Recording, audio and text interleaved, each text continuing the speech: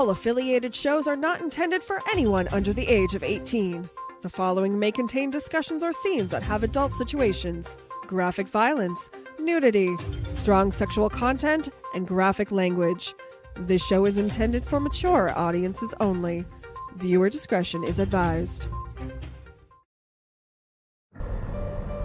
If your world was turned upside down, what would you do?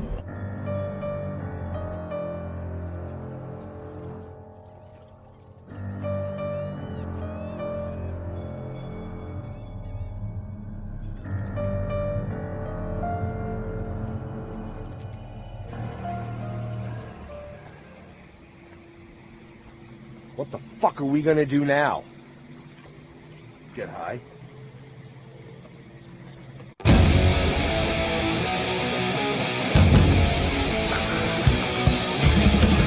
We are the watching. We are the waiting. We are the remnant, host of vengeful souls forsaken. We'll show no mercy. We'll show no kindness. We'll strip your flesh and leave forgotten bones behind us. We are the uninvited. From both of if you dare, we would be so delighted. We are the uninvited. From both of if you dare, we would be so delighted for the chance to find you in despair. We are the uninvited. From both of if you dare, we would be so delighted for the chance to find you in despair. Despair, you're often in despair. It was more fun that way.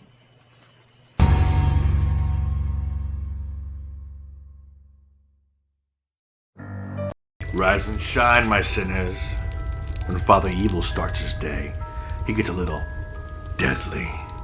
Deadly Grounds coffee has the richest, smoothest flavor you'll find anywhere. It's sinfully delicious. Once you go deadly, you never go back. Order yours at getdeadly.com. Coffee's so good, it's scary.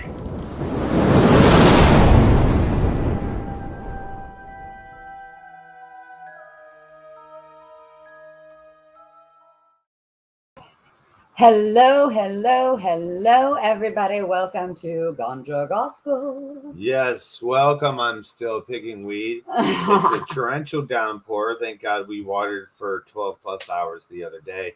Welcome to Ganja Gospel, where we talk the truth about lots of different things. So far, we're in the Lost Book of Enki, Tablet 11, read by Books Aloud by Amber Lalana the Lovely. Hi.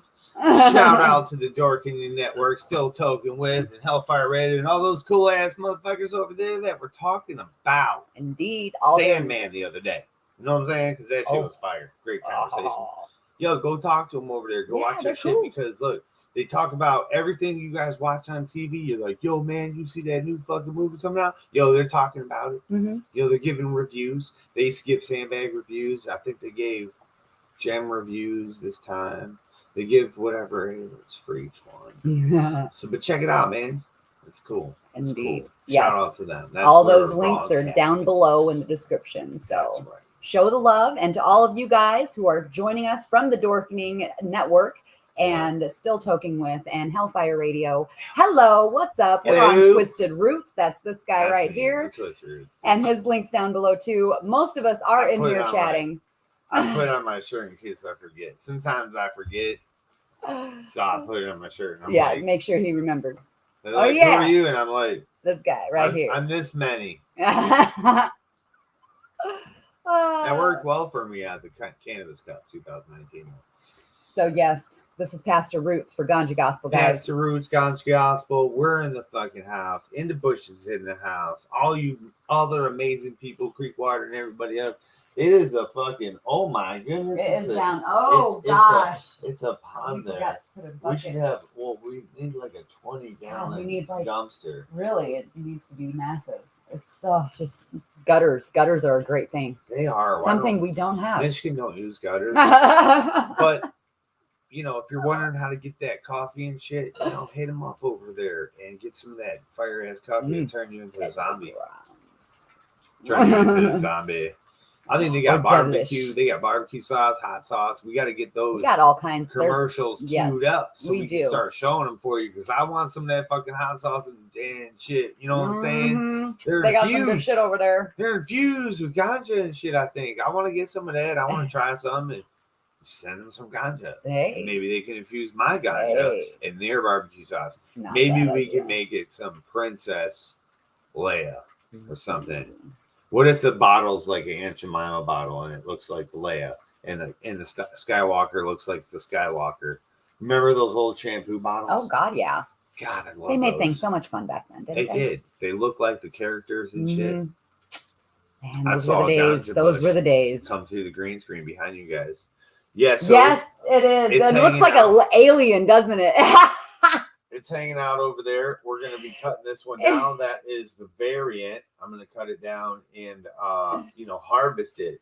It's not ready. It could probably go for the rest of the damn season, but it's getting taken over by the plant disease known as blight that's been around for the last couple of years. So I told you guys I'm going to be taking down. We picked all the leaves off it. Now we're going to chop it. You know, but before we get way too far into it and stuff, we're smoking on a strain here called Donkey Punch. Now, this strain would have won the 2020 Michigan Cannabis Cup down there in Clio. But, you know, some other things happened in 2020 that we couldn't control. The world shut down for a couple of years, but we back, baby. We're in it strong. We're trying to do what we was trying to do forever. You know what I'm saying? Make these strains be up in your face hole. That's all we want. We want these strains in your pie hole. And you can get them at thirdeyestrains@gmail.com and hit me up and say, man, give me a list. I'm going to send you a list and show you what I got available. Yeah. But meanwhile, we're going to be, delving into some truth. Meanwhile, she was going to tell you about her salves. Oh, meanwhile, I'll tell you about my salves as well. We have salves. This is we have some infused salves and we have some other salves that are on the website. And they all work splendidly for any kind of ailment that you may have. We've got cat scratch healers. So if you got a little bit itchy going on, bug scratch or whatever the I need skin that stuff for these is. fucking mosquitoes. These fucking, dude, I itched a damn sore on my leg from these fucking mosquitoes, man. Sorry about that. That's all right. And then we have Bone Deep, which that goes just, bone deep. That's for the stuff that just you need that really, really deep pain for before. So, bone, muscle pain and bone pain for that one. Works so good. And works so good. And then we got Hot Toddy Rub. That one's got a little bit of spice in there. So you get that circulation going and gives you a little bit of warmth. Don't put it on your junk. Just make sure you keep it out of your eyes too. And wash your fucking hands after you use it. Let's just put it that way. And your butthole. And your butthole. Don't put it on your butthole. That's not good. And then we have Unnerving, which is on the newer side. That one just relieves any nerve pain that you may have, those little pins and pricks that you may have from either neuropathy or whatever the case may be. Yep. Gone. It really works. Gone. And latest and greatest is F cancer. Because, put it on your titties. We make sure to infuse all those yummy oils that come together and combat that bullshit cancer cell growth above and below your skin. Everyone's got it. Y'all got it. Unless you're a clone and they pulled it out of your computer, I was like, but. So yeah, any of those, you got our website, which is twinflamefarms.com. You have those that are not CBD infused. And we also have ones that are, which you can get from Third Eye Strains. That's right. So there you go, right there. You can get any but they of all our work. strains infused into a salve. Yes, you can. It's dope. Oh man, like the Leia. That's what the Go Deep's made out of, really, though, because Leia goes deep, baby. Like in your mind too. Like I made that one for schizophrenic patients. This you is got these altering mind problems and shit. That one will keep you on that path, baby, to enlightenment. This Go Deep is different. This is off the website. This is strictly through Third Eye Frames. Third Eye Strains. Because this has all the good stuff in it. Yeah, hit me up, Third Eye Strains. Tell me what you want. Tell me what you need to do. Check out our frequency products. Still some are available. And get them while they're hot.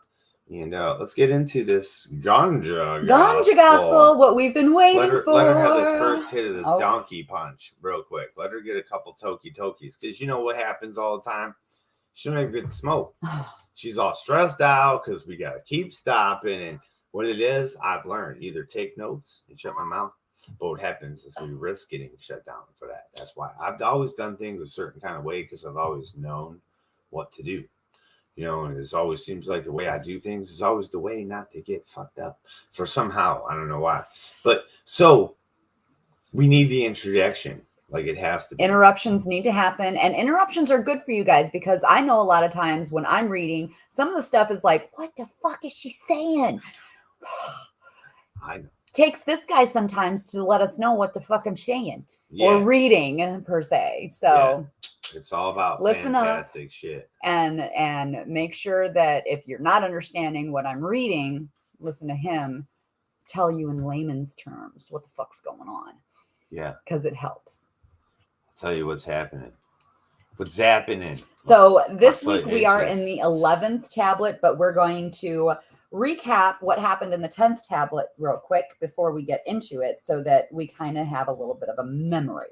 Because, you know, if we're all the same in here, then we're a bunch of stoners, and you know, a little bit of memory jog is pretty beneficial for us. Yeah, and if you guys could like, share, subscribe to the channel to get all the next updates on the cool shit and the grows. I got all kinds of videos I just got put together, kind of like the whole summer's collaboration of stuff. You know, we're going to do that, but share it out to your people because that's the only way other cool people get in here and can listen to the different information that's put out all over the world. This is only one piece. We're going to get into all kinds of others. This is, you know, I've been doing Weed Church, Ganja Gospel for 3 or 4 years now. You know, when I was like, wait, I could tell you guys about this shit. Oh, yeah, you need to know about this stuff because this shit, once you realize what they're saying, and then you go geographically on our map, on like Google Maps, Google Earth, not, you know, you can see the structure they're talking about. You see everything is there, and you learn about what things are made out of and what, you know, what frequencies they could hold, what kind of heat they can transfer. Why would it be made out of that?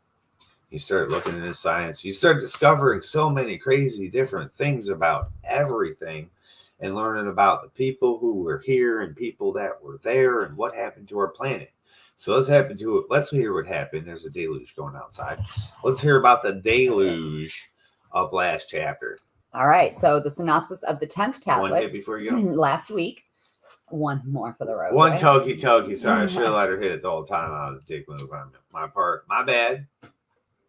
Such a dick move. We should have been smoking out of this one. Sorry there, J-Bike, my brother, but this one is really, it's a choker. It is a choker. Can't put the donkey punch in the choker. It's like putting a donkey punch in a cannon. Come on. All right, here we go. We go.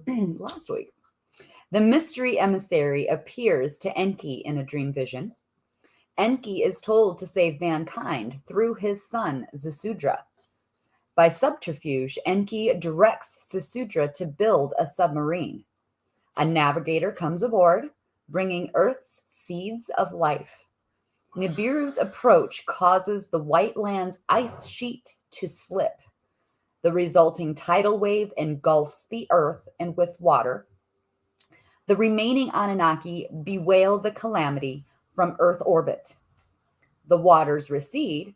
Zasudra's boat rests on Mount Salvation. Descending in a whirlwind, Enlil discovers Enki's duplicity.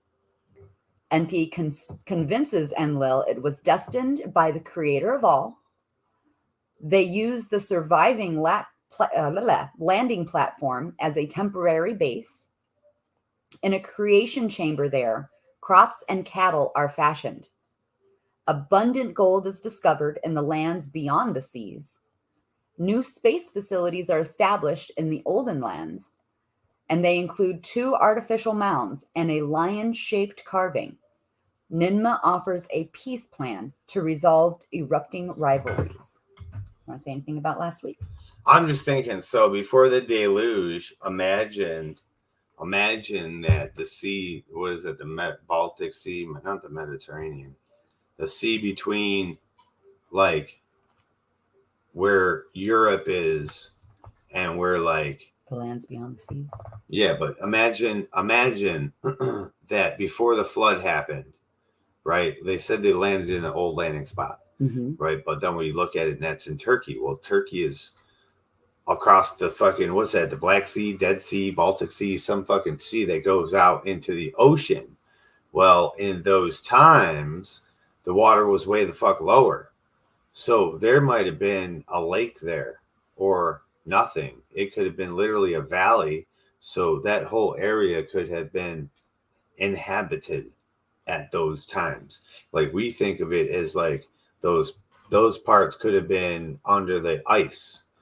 But not how they wrote it. They didn't. And they probably had a landing spot in fucking Turkey. And that's, that's where they built. Everyone knows where Troy was. Yep, Troy. And what's the name of it now? I forgot. I smoked too much weed. We just watched it. Damn. I said it in the beginning. I said it before I got high. Now I've said too many ancient words and I forgot the name of the place. Not Sir Galahad, Guadalupe's Bend. But that's where they made the animals. And we watched it this morning, and now we can't remember the name because we're stoners. And Donkey Punch is nice. All right, 11 tablet. This is what we're talking about today, Synopsis, guys. right? So let's hear a little bit what's going to happen. The spaceport's land, Tillman, is declared a neutral zone. It is granted to Ninmah, who is renamed Ninarsag. Marduk gets the Dark Lands, the Enlilites, the Olden Lands. Marduk's grandsons quarrel. Satu murders Asar. Impregnating herself, Asar's wife, Asta, bears Horon. In aerial battles over Tillman, Horon vanquishes Satu. Horus and Set right there. The Enlilites deem it prudent to prepare another spaceport. Enki's son, Dumuzi, and Inanna, Enlil's granddaughter, fall in love. Fearing... Can you read that one more time? That one sentence? Yes. Enki's son, Dumuzi. Enki's son, Dumuzi. Enki, Lord Enki. And Inanna, Enlil's granddaughter. Enlil's granddaughter. Fall in love. The two brothers, right, that this whole story is based on. The son of Lord Enki and the granddaughter, which she's also known as Anu's favorite. And because that was his favorite granddaughter. Anu. He's also a granddaughter to Enlil. I think they're great daughters, though. Fearing the consequences, Marduk causes Dumuzi's death. Seeking his body, Inanna is put to death, then resurrected. Okay, so stop right there real quick. So Marduk kills his own brother for consequences that he does, okay? So Jesus walked the whole entire planet and talked about how there was one God and this is the way. The story we hear is the one God. But first he walked the desert and dealt with the devil, they say in religion. But in all actuality, he walked the earth learning how to become a master yogi. And that is, in that teaching, you learn how to become one with nature and frequency, aligning your chakras and ascending. So the true path and teachings of Dumuzi is Jesus. And he went around and taught. All the people worshipped their father and their uncle and all these different people. And he walked around, was telling people the truth. And Marduk was like, whoa, I'm Ra, bro. I'm the God of everything right now. You can't tell these people that we're not gods and that they don't have to worship us. And he fucking killed them. You're going to see in just a little bit here how Dumuzi is Jesus. Inanna is what you refer to as the Holy Spirit. They went through every single sacrament, I guess you could say, that is written about Jesus. And that whole interjection of him going to hell and being resurrected as the Holy Spirit and blah, blah, blah. It's here in this story. But in religion, that's why there's a cross and not an ankh, because the ankh's the truth, the cross is the lie. See, the religion takes the feminine out of it, like Christianity. They take the feminine away. So like, the Holy Spirit can never be a woman. Like the devil could never be a chick with big titties sitting on a throne with whips and leather and shit. That's where we got it from. But go ahead and read this. Read this. Fascinating. This is fascinating. As fascinating as this whole tale's been that our lovely reader here, the hippie witch, has presented to us. This shit right here is fascinating in its own. You're like, oh my God. Fearing the consequences, Marduk causes Dumuzi's death. Seeking his body, Inanna is put to death, then resurrected. Inanna launches a war to seize and punish Marduk. The Enlilites break into his hideaway in the Great Mount. They seal the uppermost chamber to entomb Marduk alive. Marduk's wife, Sarpanit, and his son, Nabu, plead for his life. Ningazida, knowing the Mount's secrets, reaches Marduk. Marduk, his life spared, goes into exile.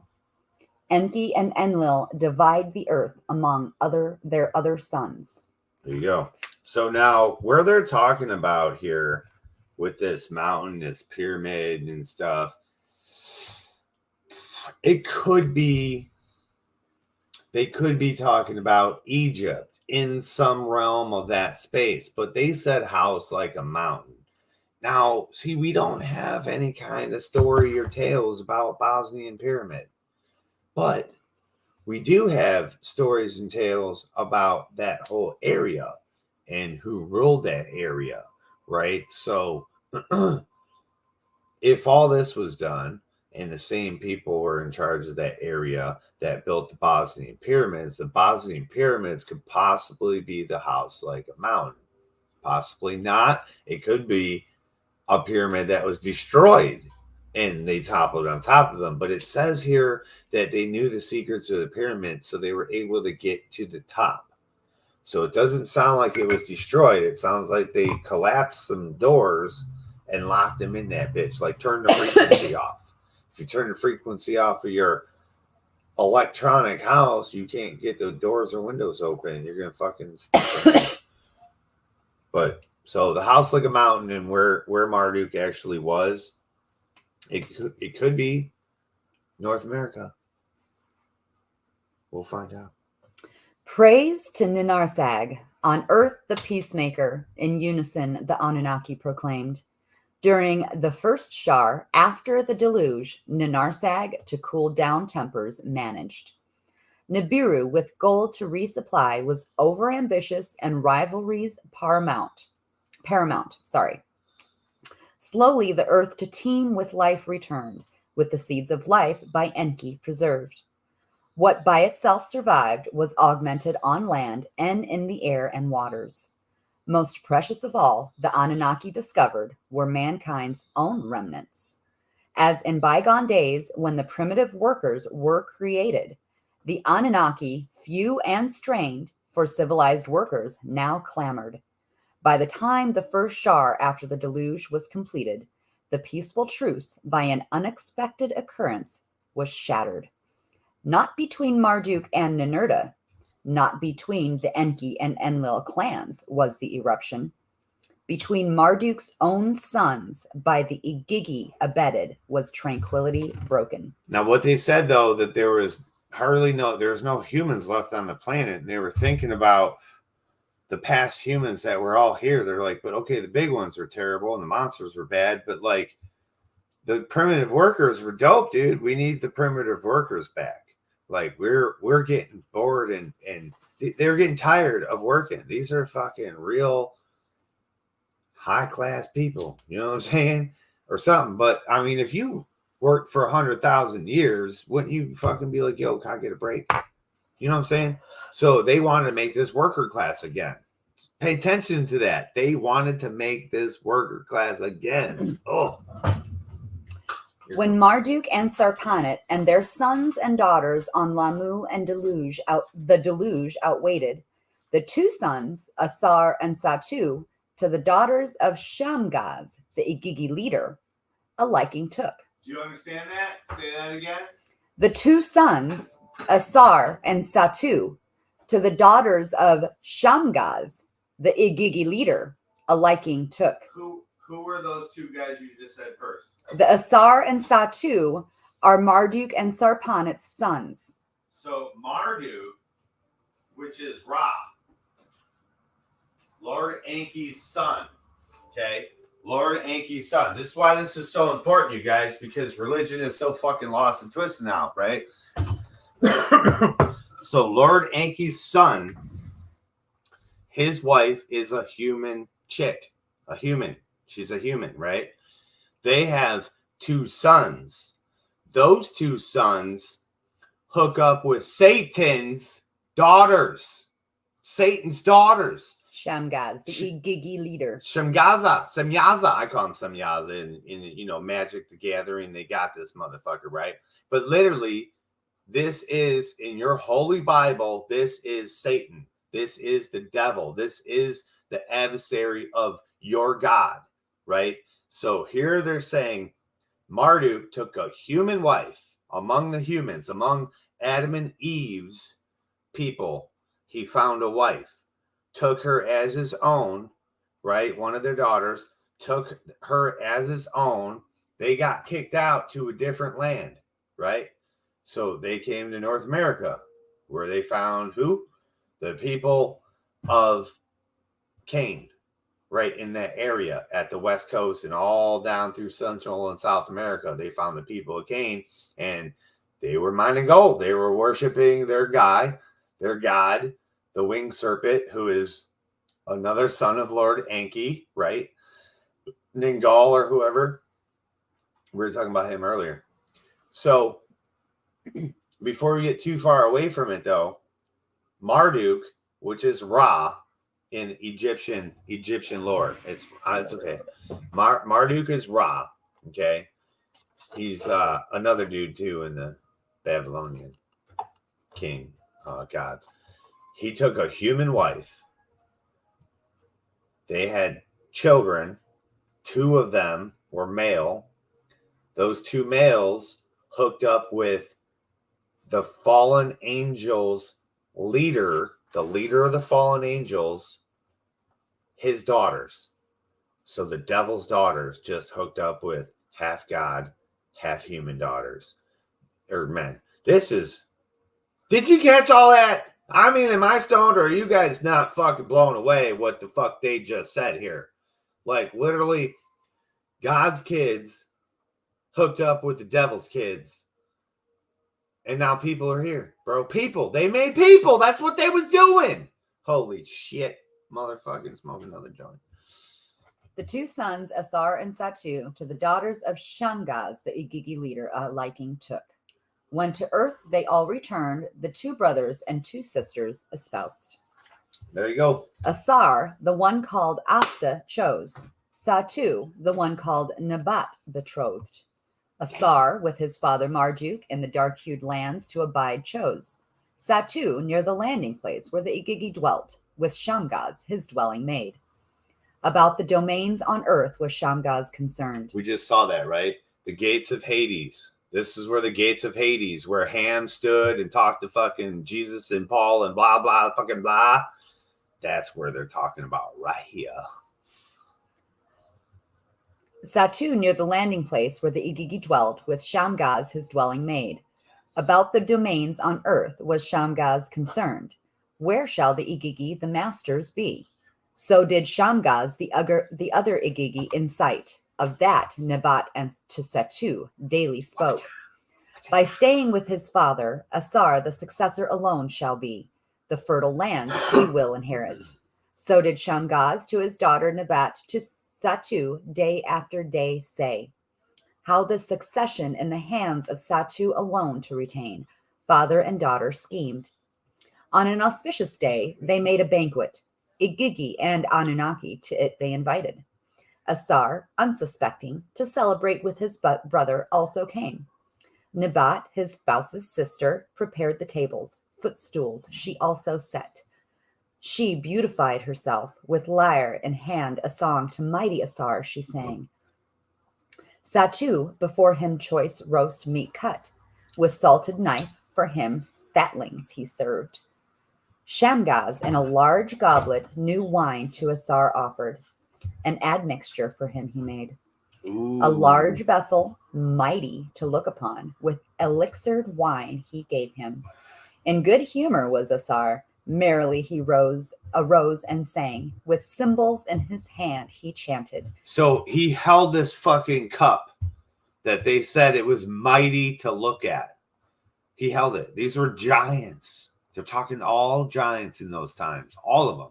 So when they said they gave birth to giants, and I want you guys to know right now, this is God, all God's angels talking to the devil and all of the fallen angels that followed him down, the Yagigi that are on earth, right? That's who this story is about right here. This is the fallen angel story right here. And the story of the Nephilim, right? The children of the fallen angels and the children of God, right? So this is the story here. But what's funny is they were all giants. Well, when they say they gave birth to giants, believe those motherfuckers were big. They were huge. In the next chapter, not next chapter here, next story possibly, we'll read the Book of the Giants. That's what you're going to do. It's the most amazing story never told. And that would be the movie to end all movies to just oh yeah.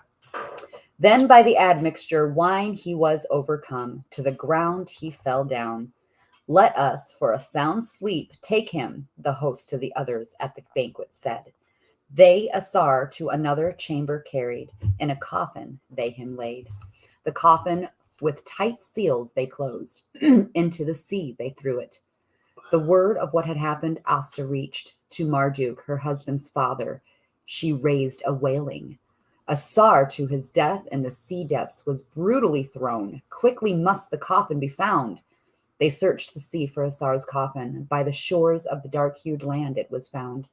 Inside the stiff body of Asar lay. From its nostrils the breath of life departed. Marduk, his clothes rent, on his forehead he put ashes. My son, Sarpanit cried and wept. Great were her grief and mourning. Enki was distraught and wept. The curse of Kain is repeated.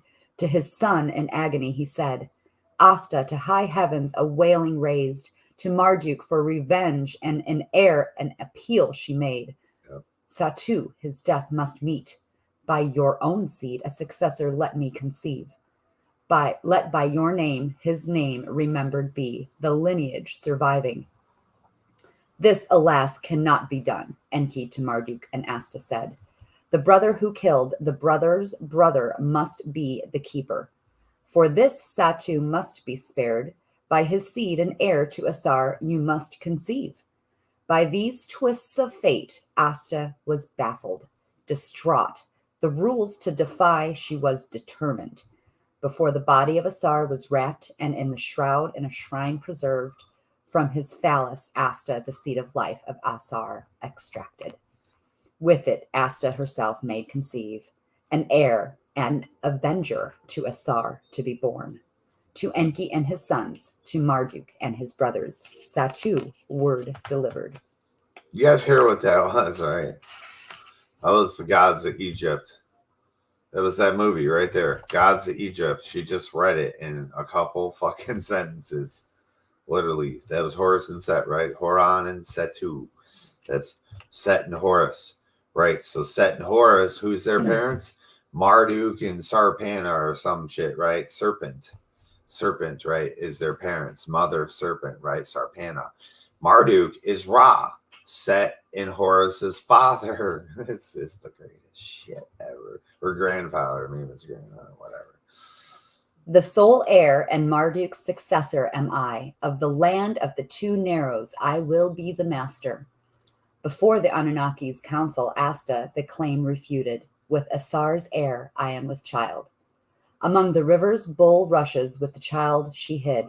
The wrath of Satu she was avoiding. Horon, she called the boy, to be his father's avenger, she raised him. Yep. Satu by this was disconcerted. Shamgaz from ambitions did not retreat.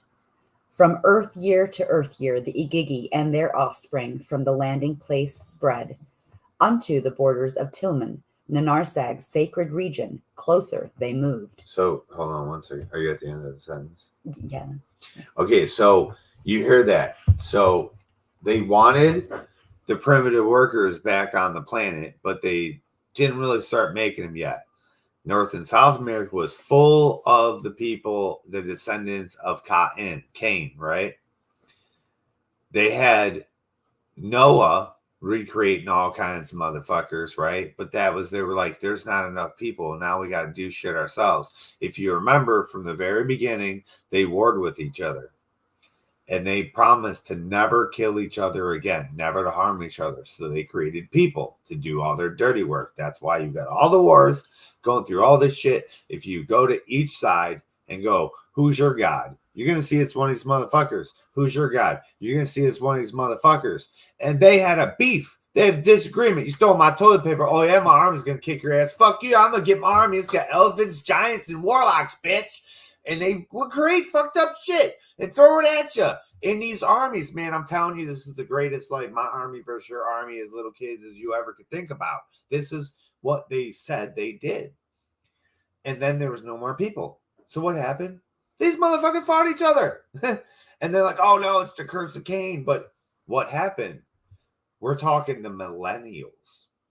Marduk is the first son of Lord Enki. So you got, you know, that's the grandfathers on Nibiru sitting on a throne. Then Marduk and Enki are the next generation. The next generation after that, what I thought was Inanna and Utu and Marduk, and then on so on and so on and so forth. Well, the ones they're talking about that got killed are like the 4th, 5th generation or some shit that got created on Earth. They were born here on Earth. Nibiru, they were Nibiruian Anunnaki, but they were born here on Earth. And what they said was that generation looked exactly, height, skin tone, everything about them was everything about what they had created. They said we looked exactly like them. Damn. Well, that's fucked up. So think about that. The millennials looked exactly like us. Any generation of those creatures born, the Anunnaki born on this planet after that, would always look like us. We're always looking for aliens and shit. It's us. Whatever blood type that is that made the Anunnaki people that were here. You heard her just talk about, I'm trying to get to that. So we got God's people, Noah's people, right?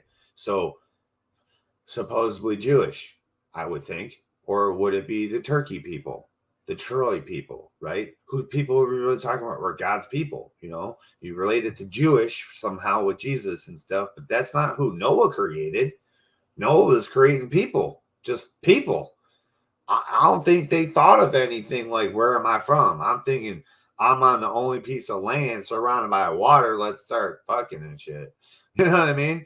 And then they waited till a lot more land got made so they can make the animals and shit. They weren't overrun by piss and shit and around by bum piss and shit. Here she's talking about those people were there creating life. And then we got the fallen angels and Satan. Fucking goddamn motherfucking Satan on earth, walking the earth. He's making people too. Him and his crew, all those 22, 200, whatever the fuck, fallen, they're making 144,000. And those people are spreading out where they say they're spreading out. Those are the kids, children on the rocket ships. And if you go to those areas like Lebanon, the Dome of the Rock in Jerusalem, that's exactly who they're talking about. That's just what the fuck they're talking about. And those people, even though they got spread out like the Jews, they got spread out. But what do? They went right back to that fucking landing spot because they know there's a spaceship. They think it's a Holy Spirit going to come down and land in a seat that they built for like a throne. And motherfucker don't care about no throne. You're going to land a ship on that and melt all that gold. I'm going to be there like this. Hell yeah, give me some of that shit. What do we got next, though? I just want to get you in the right realm. We got supposedly God's people on the planet repopulating, and we got the fallen angels, the Igigi, the fallen angels, and Satan, literally the devil, creating another whole race of people on the planet. So here we go. And remember, Noah was white. So don't give me that shit that the devil was making white people. Get the fuck out of here. We ain't white devils. To overrun the place of the celestial chariots, the Igigi and their earthlings threatened. In the dark-hued lands, the child Horon, by Earth's quick life cycles, to a hero grew. Horus. By his great uncle Gibil was Horon adopted. By him was he trained and instructed. For him Gibil winged sandals for soaring fashioned. To fly like a falcon he was able. For him Gibil a divine harpoon made. Its arrows bolts of missiles were. Do you hear this? He made shoes that could fly. He made a spear that shot missiles, like a gun. He made him a gun, a rocket launcher, and the goddamn shoes that could fly. Goddamn. In the highlands of the south did him Gibil and the arts of metals and smithing teach. In the secret of a metal called iron, Gibil to Horon revealed. From it weapons Horon made, from loyal earthlings an army he raised. See? To challenge Satu and the Igigi northward, across land and river they marched. Gods of Egypt. When Horon and his earthlings armor, the border of Tillman, the land of the missiles, reached, Satu to Horon words of challenge sent. Between us two alone is the conflict. Let us one-on-one in contest meet. In the skies above Tillman, Satu in his whirlwind for combat Horon awaited. When Horon toward him like a falcon skyward soared, a poisoned dart at him Satu shot. Like a scorpion's sting, it Horon fell. Like a scorpion's sting, it Horon felled. When Asta this saw, a cry to heaven she sent forth. For Ningazida she cried out.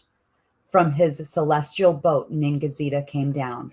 To save the hero, for his mother he came. With magic powers, Ningazida the poison to benevolent blood converted. How? With magic powers, Ningazida the poison to benevolent blood converted. So aliens, people from a different planet, they're talking about magic. People flying in the sky, shooting each other and shit. There was not fought on the ground. That's what they said in the old times. While the humans fought on the ground, there was a war in heaven that you could not see because they were on a different frequency. They would be invisible to us. And they were up there killing each other. Somehow they drew it all down. Mahabharata. Go check that book out.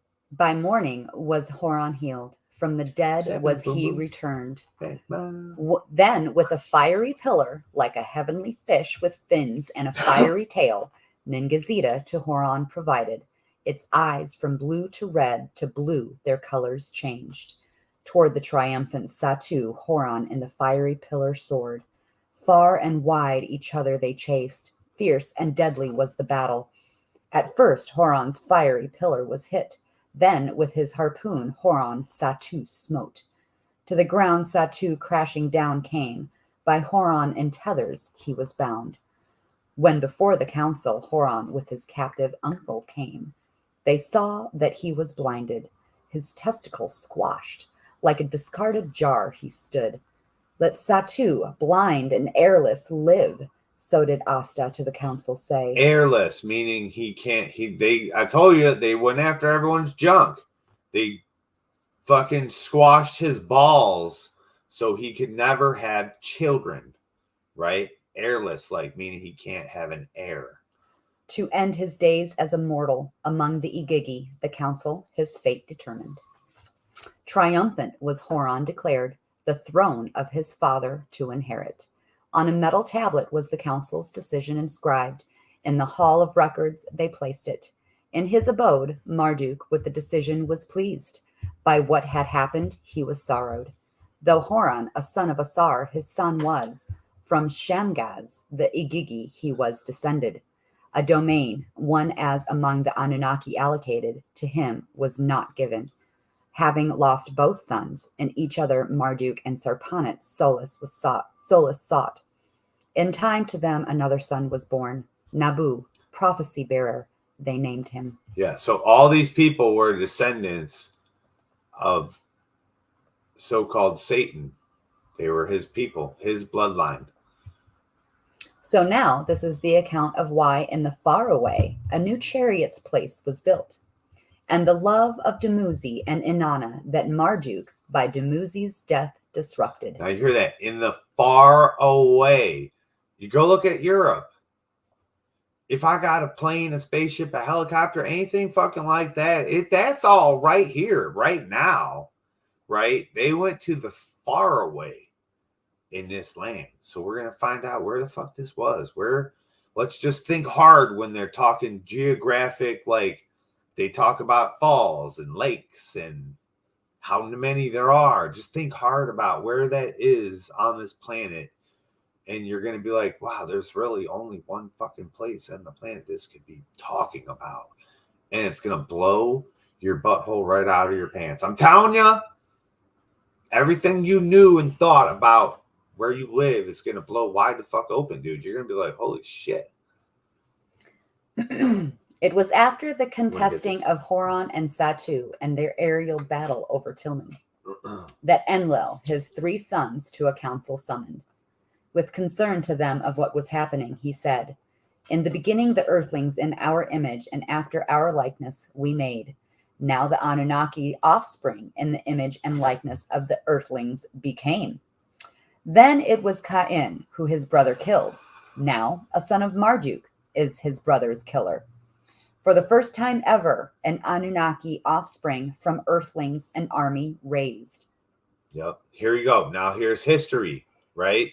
You talk about bloody wars all throughout what were the Zeus days, right? Let's just go with the Zeus era, right? So this is the start of it. This is where they started building all these fucking armies, dude.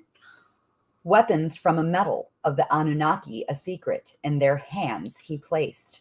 From the days when by Alelu and Anzu our legitimacy was challenged, disruption and rule breaking by the Igigi continued. Now the beacon peaks in the domain of Marduk are located. The landing place by the Igigi is held. Now toward the place of the chariots, the Igigi are advancing. In the name of Satu to all the heaven-earth facilities they claim will lay. That means they're breeding so many people. They know, because, you know, they got the shaft on Mars, dude. They got no women for hundreds of thousands of years. And they're like, yo, if we get on this planet, we can outbreed these motherfuckers. All our people will be everywhere. They won't let us buy the spaceships. Yo, let's breed so many people that it just floods over there. This is where we're at today, people. Man, this is insane, this story. So did Enlil to his 3 sons say, to take counter steps to them he proposed. This is God to the devil. An alternative heaven-earth facility in secret establish we must. Heaven to earth facility. So they built a space station.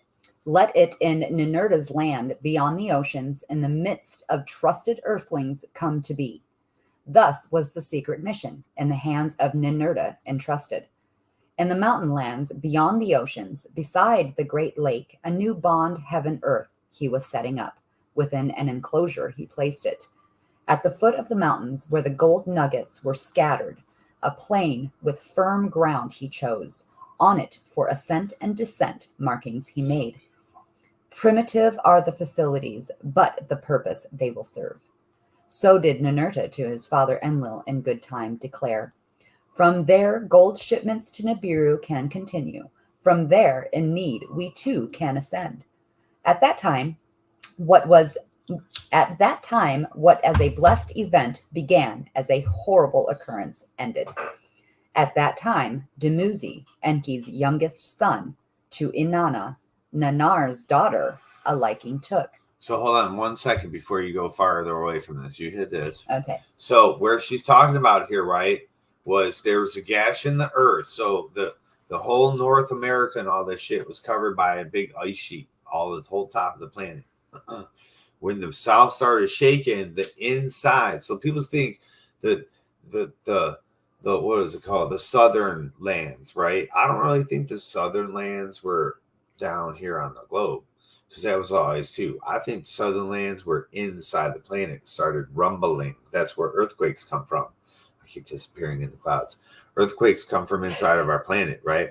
So the inside of the planet started fucking rumbling and shit, shaking shit apart, right? And broke down ice sheets off of the top of the planet, and it came crashing down into the South Sea. Well, there's like land and shit down there, so maybe it was turned a different kind of way, right? Regardless, it put a big ass gash in the earth when this happened. Okay, well, let's look at the northern part of the whole world. Let's look at it. Is there a huge gash anywhere in the northern hemisphere? Yeah. Man, it's called the Grand Canyon and shit, right? So gold nuggets just falling out everywhere, like your purse is open full of change. We're talking massive beings that are calling these things boulders. So how big do you think the motherfuckers were? Yeah. They ripped open. You know how California Gold Rush was? You know how all that shit was? So all that over there, like they don't let you go mine gold in the Grand Canyon and shit. You know why? Because it's full of fucking gold. They took a whole bunch. So at the foot of the mountains, and you can go there and find mountains, there's this big ass platform. Now they had to make it primitive. And you might say, well, TwizTD, how the fuck are they landing spaceships on logs? They weren't. They landed their spaceships on mounds. Go across everywhere across the whole United States. You're going to find mound builder people. They built mounds. What the fuck they build mounds for? Everyone wants to know what the fuck they build mounds for. The spaceships had to land somewhere. If they landed every time in the middle of the woods, the whole woods would catch on fire and everything burned the fuck down. They had to be above everything. Just put your mind to it.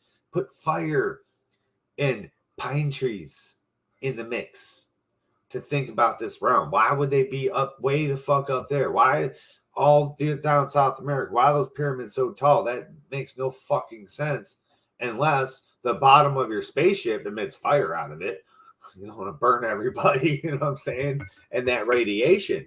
It said that every spaceship that's ever come in contact with people has given them radiation poisoning. Well, they want to kill the people that was fucking mining gold for them. That's all they were doing. Look at every culture. All they wanted was pretty little things that came out of the ground. We learned that.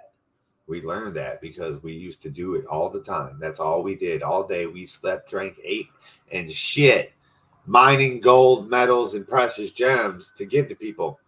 So much, in fact, that when they went to so-called go up to heaven and got into the throne room of God, and they saw all the pretty gems of all different colors on the walls, and the floors were shiny, like metallic and shiny, like silver or golds or whatever. It's describing a spaceship with a whole bunch of damn buttons and gadgets and gizmos is what it was, but they didn't know because the only thing they knew was gold, silver, platinum, aluminum, tin, and a whole bunch of gems. That's all they knew. So that's the only thing they had. And birds flying in the sky, pillars of smoke. What's a spaceship look like when it takes off? It leaves a huge pillar of smoke. When it comes down, it's got to do the same thing. It's flying across the sky. It's the same goddamn thing. Some people might say it's a dragon. It's a fire-breathing dragon. You know, you might say, but that's backwards. The fire comes out of the back. Not if they're fighting each other. They literally had fucking atomic weapons, and we're getting to that. I don't want to stop the beautiful hippie witch. She was doing something over here. Okay, I got to figure out where I was. My bad. Oh, shit. I know. Got to talk a few more minutes. Looney Productions. Say hi to everybody real quick. Looney Productions is living in the original place, I believe, where the people of Cain were. You know, he had walked to the east, you know, and they were beardless people. So you go to like China, Asia areas. Those are beardless people back in the ancient times. You go to Polynesia, those were beardless people back in the ancient time. I believe they were beardless people. And then you come over to the Native American or indigenous Americas people, North and South and Central.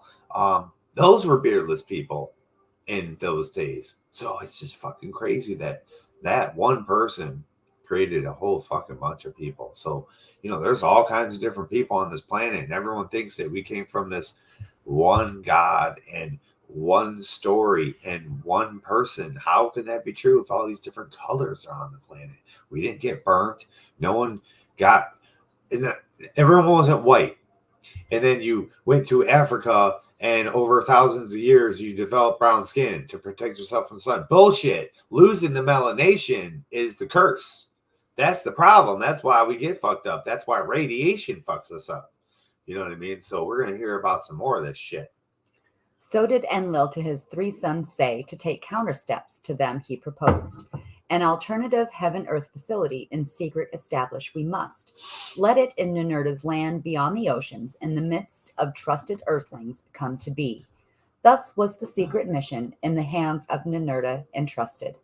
In the mountain lands beyond the oceans, beside the great lake, a new bond, heaven-earth, he was setting up. Within an enclosure he placed it. At the foot of the mountains, where the gold nuggets were scattered, a plain with firm ground he chose. On it, for ascent and descent, markings he made.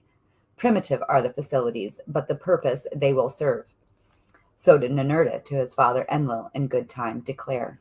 From there, gold shipments to Nibiru can continue. From there, in need, we too can ascend. At that time was as a blessed event began, as a horrible occurrence ended. At that time, Dumuzi, Enki's youngest son, to Inanna, Nanar's daughter, a liking took. Inanna, Enlil's granddaughter, by the Lord of Herding, was captivated. A love that knows no bounds engulfed them, a passion their hearts inflamed. Many of the love songs that for a long time thereafter were sung, Inanna and Dumuzi were the first to sing them. By song their love they recounted. To Dumuzi, his youngest son, Enki, a large domain above the Abzu allotted. Meluha, the Black Land, was its name. Highland trees grew, its waters abundant were. Large bulls among its river reeds roamed, greatly numbered were its cattle. Silver from its mountains came, its copper bright as gold was a glitter. Greatly beloved was Dumuzi, by Enki after the death of Asar he was favored. Of his youngest brother Marduk was jealous. Inanna by her parents, Nanar and Ningal, was beloved. Enlil by her cradle sat. Beautiful beyond describing she was, in martial arts with Anunnaki heroes she competed. Of journeys in the heavens. Hear that? Martial arts. Mm-hmm. So, who was that? That is the beautiful Inanna. Inanna. Let's go to Japan. Let's go to Japan. Find out who came down and created people over there in Japan. You can find a woman who taught them martial arts. Man, I'm telling you, I don't know.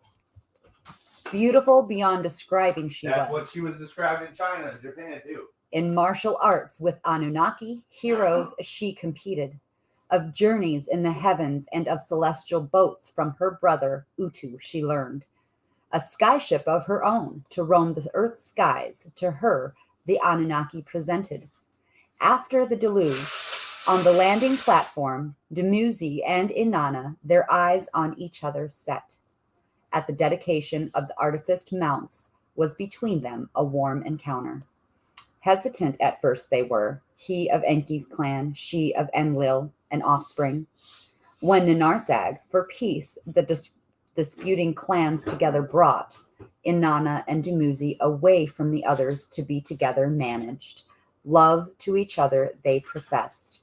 As they went strolling together, sweet words of alluring love to each other they said. Side by side they lay down, one heart with the other heart chatted. Around her waist, Dumuzi put his arm, like a wild bull to take her, he wished. Ooh. Let me teach you, to Inanna, Dumuzi said.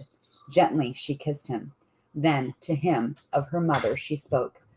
What fib could I tell my mother? What words will you tell Ningal? Let us of our love, my mother, tell. Of joy cedar perfume she will on us sprinkle. To the dwelling place of Ningal, Inanna's mother, the lovers went. Imagine how like natural and raw they were. They put cedar tar perfume. So basically you take cedar tar or whatnot, make a tincture out of it, and that was their perfume.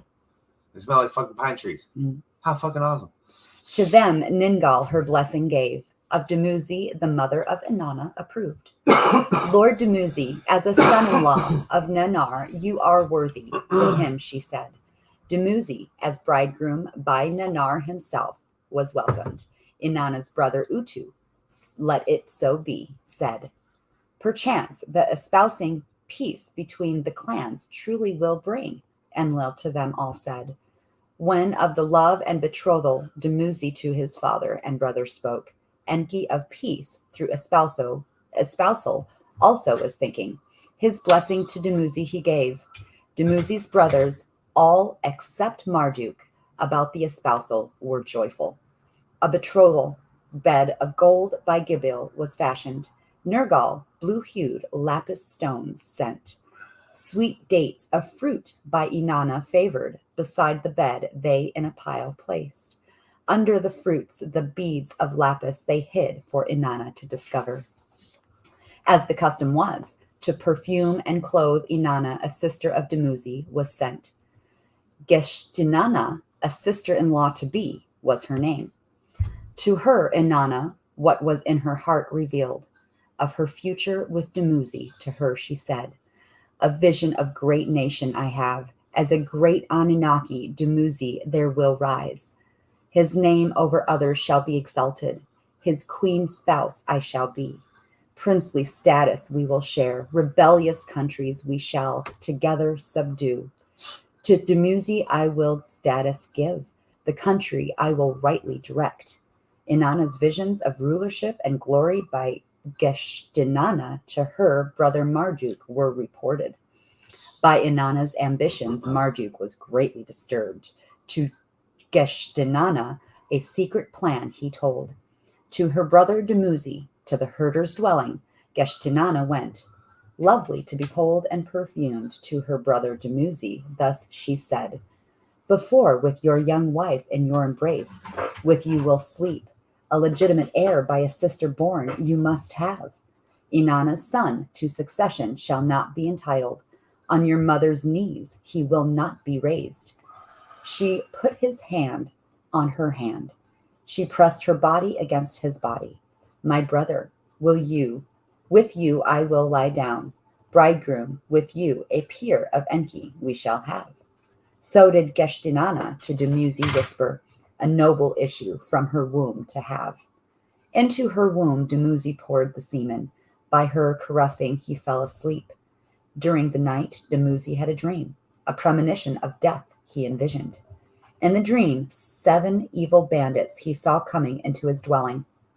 The master has sent us for you, son of Dutur, to him they said. They chased away his ewes, his lambs, and kids they drove away. The headdress of lordship they took off his head. The royal robe off his body they tore.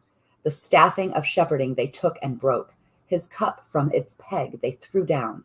Naked and barefooted they seized him. In fetters they his hands bound. In the name of the princely bird and the falcon they left him dying. Disturbed and startled, Dumuzi in the middle of the night awoke. To Geshtinanna the dream he told. The dream is not favorable, Geshtinanna to the distraught Dumuzi said. Marduk of raping me will accuse you. Evil emissaries to arrest you he will send. To try you and disgrace you he will order. The liaison with an Enlilite to disunite. As a wounded beast, Dumuzi a cry roared. Betrayal, betrayal, he shouted. To Utu, Inanna's brother, help me, word he sent. The name of his father Enki as a talisman he uttered. Through the desert of Emush, the snake's desert, Dumuzi rushed to escape. To the place of mighty waterfalls, from the evildoers he ran to hide. Where the gushing waters the rocks to slippery smoothness made, Dumuzi slipped and fell. On the onrushing waters, his lifeless body in a white froth swept away. So that's super duper duper interesting right there. If you listen to all this stuff, so it's like Inanna and Dumuzi are going around the world. Inanna is known as the frequency goddess, the witch. She went around with Dumuzi and was teaching all the people all of the truth, the truth about their power and what they could do with it and what humans can do with it, because they are us and we are them. We have exactly what they have.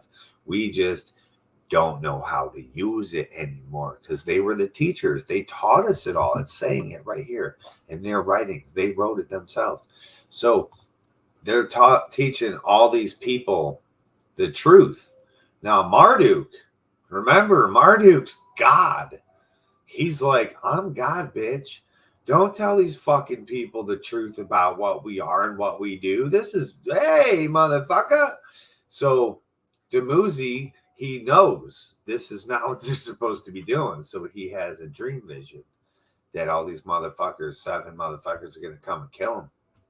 And they're going to chase away all my sheeple, all my ewes, and all my shit. All my lands are going to die. Like, they had lands. Now, if you go into Japan, right? Go over to Japan. They have a creation story of a man and a woman coming down from the sky and creating people there. And the woman was so fucking beautiful, blah, blah, blah, blah. It's not in Dumuzi, dude. It's fucking Adam and Eve right there. Or, I mean, Mary and Jesus.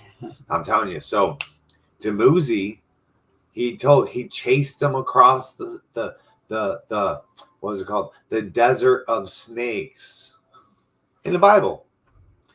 Desert of Emush, the snake's desert. The snake's desert. What was Jesus doing before God called him forth? He was walking through the desert of snakes, right? Talking to the devil, the serpent, right? I mean, it's crazy. So he slips and falls and dies in these great falls. Wherever this great fall might be, right? He dies. And he goes and travels through the Great Lakes. Right? Great Lakes. Now, this is the account of Inanna's descent to the lower Abzu. What? And the great Anunnaki war, and how Marduk in the Ikur alive was imprisoned. Now remember, when they made the underworld, they came from space, from Mars, and they went underground. They were like, hey, man, I don't want these fucking other Anunnaki coming down here and get me. So they put gates in. These gates were powerful weapons that would strip off your armor, strip off your skin, strip your muscle off, strip your bone. You'd be just soul. By the time you got to their faces, you would only be a soul and have no power on this realm. You'd have no power in this realm to them. You know what I mean? So that's what is about to happen here to Inanna. And this is so crazy because if you forgot before, the gates they put up on the underworld, we call them the gates of hell. You got to pass through them and shit. Nope, it strips you down. So that way the super powerful Anunnaki witches they were couldn't come in there and be like, yeah! They had no power when they got there. Took all their magic away. They were stripped down to a soul. No skin, no body, no nothing. When the lifeless body of Dumuzi from the Great Lakes waters by Ninagal was retrieved, to the abode of Nergal and Erishkigal in the lower Abzu, the body was brought. On a stone slab was the dead body of Dumuzi, a son of Enki, placed. When of what had happened word to Enki was sent, Enki rent his clothes. On his forehead he put ashes. My son, for Dumuzi he lamented. What have I sinned to be so punished? Out loud he asked.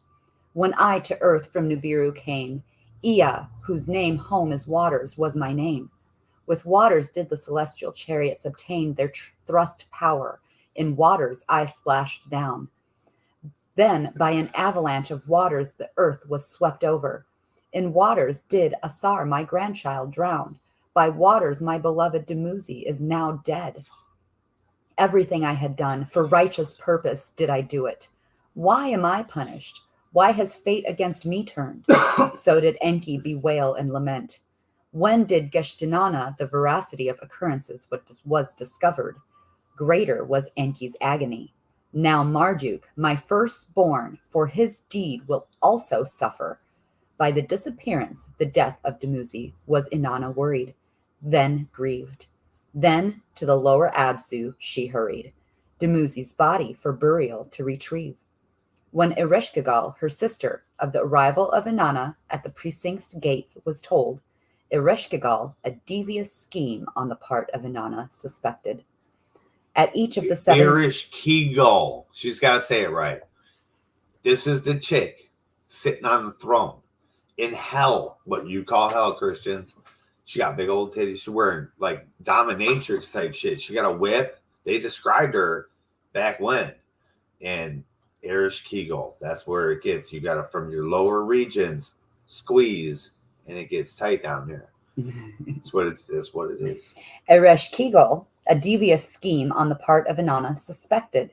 At each of the 7 gates, one of Inanna's accoutrements and weapons was from her removed. Accoutrements is the word they use. So armor, weapons. Her weapon, she didn't carry a weapon. Her weapon was witchcraft, frequency, one of her powers like flight, telecommunication, throwing lightning out of her hands. All those things were being stripped from her through these 7 gates, not 9. It's important to know.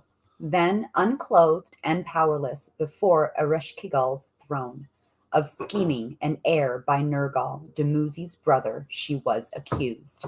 Trembling with fury, Ereshkigal, to her sister's explanations, would not listen. Let loose against her the 60 diseases, Ereshkigal, her vizier Namtar, in anger ordered. By the disappearance of Inanna in the lower Abzu were her parents much worried. Nanar to Enlil, and the matter went. Enlil to Enki a message sent.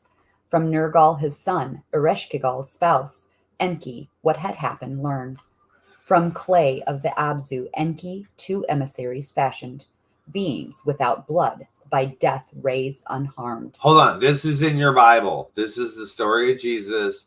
This is his resurrection out of hell, right? This is the not female, not male. This is where you get it. This is in the Jewish Bible. What do they call this motherfucker? I forgot now. Gollum. He made 2 golems out of clay, breathed life into them with a spell. They weren't male, they weren't female, and put them in hell to go get them out. This is insane. Can you read that again, please? From clay of the Abzu, Enki 2 emissaries fashioned, beings without blood, by death rays unharmed. To the lower Abzu he sent them, Inanna to bring back, whether alive or dead. When before Ereshkigal they came, Ereshkigal by their appearance was puzzled. Are you Anunnaki? Are you earthlings? With bewilderment she asked them. The fuck are you? Namtar, the magical weapons of power against them directed. Yep. But unharmed the 2 were. To the light. So everyone else had these magical powers that they had to get stripped off before they could get there, because they knew if they got there with those powers, they'd whoop their ass down there in the underworld, right down in hell. So they had to strip their powers. These things didn't have any powers, and none of that shit affected them. So they got right through, and they're like, what the fuck? So they're like, hey, let's blast them with our weapons. Nothing worked. It's crazy. To the lifeless body of Inanna he took them. Hanging from a stake she was. Wow. Upon the corpse, the clay emissaries a pulsar and an emitter directed. When the water of life on her they sprinkled, in her mouth the plant of life they placed. Then Inanna stirred, her eyes she opened, from the dead Inanna arose. Wow. When the 2 emissaries, Inanna to the upper world, were ready to return, Inanna, the lifeless body of Dumuzi, to take along them ordered. So she grabbed Dumuzi on the way out. At the 7 gates of the lower Abzu, to Inanna, her accoutrements and attributes were returned. to the abode of Dumuzi in the black land of the lover, the lover of her youth, to take the emissaries she ordered. There to wash him with pure water, with sweet oil him anoint. Then to clothe him in a red shroud, upon a slab of lapis lay him. Then in the rocks for him a rest place carve out, the day of arising there to wait. As for herself, to the abode of Enki Inanna set her steps. Retribution for her beloved's death she wanted. The death of Marduk, the culprit, she demanded. There has been death enough, Enki to her said. Marduk an instigator was, but murder he committed not. When Inanna learned that Marduk would not by Enki be punished, Inanna to her parents and brother went. To high heaven she a wailing raised. Justice, revenge, death to Marduk, she cried for. At Enlil's abode, his sons, Inanna and Utu, joined. For a council of war they gathered. Ninurta, whom the rebel Anzu defeated, for strong measures argued. Of secret words between Marduk and the Igigi exchanged, Utu to them reported. Of Marduk, an evil serpent, earth must be rid. Enlil with them agreed. So see, Enlil being up in the sky refers to the people on the ground as evil serpents when they're bad. That's the representation of being the ground people, is the serpent symbol. When the demand for Marduk's surrender to Enki, his father, was sent, Enki to his abode, Marduk and all the other sons summoned. Though for my beloved Dumuzi I am still grieving, Marduk's rights I must defend. Though evil did Marduk instigate, by ill fate, not by Marduk's hand, did Dumuzi die. Marduk is my firstborn, Ninki is his mother, for succession he is destined. From death by Ninurta's gang, by us all he must be protected, so did Enki say. Only Gibil and Ninagal their father's call heeded. Ningazida was opposed. Nergal was hesitant.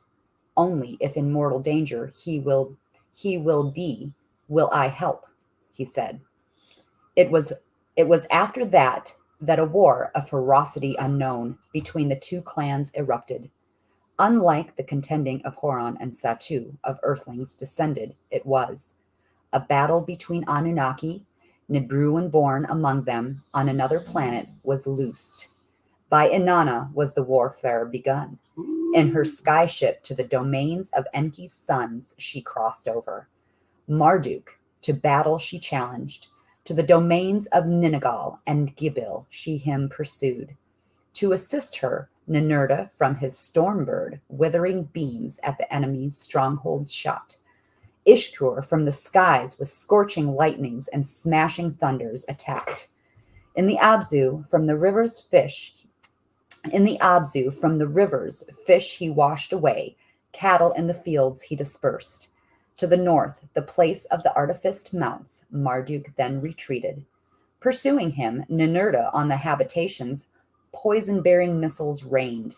So he fucked up all their shit and then left to the mountains. He's like, fine, fuck you, I'm leaving. His weapons that tear apart. His weapon that tears apart the people in those lands robbed of their senses. The canals that the river's waters bore, red from blood became. Wow. Ishkur's brilliances, the night's darkness into flaming days converted.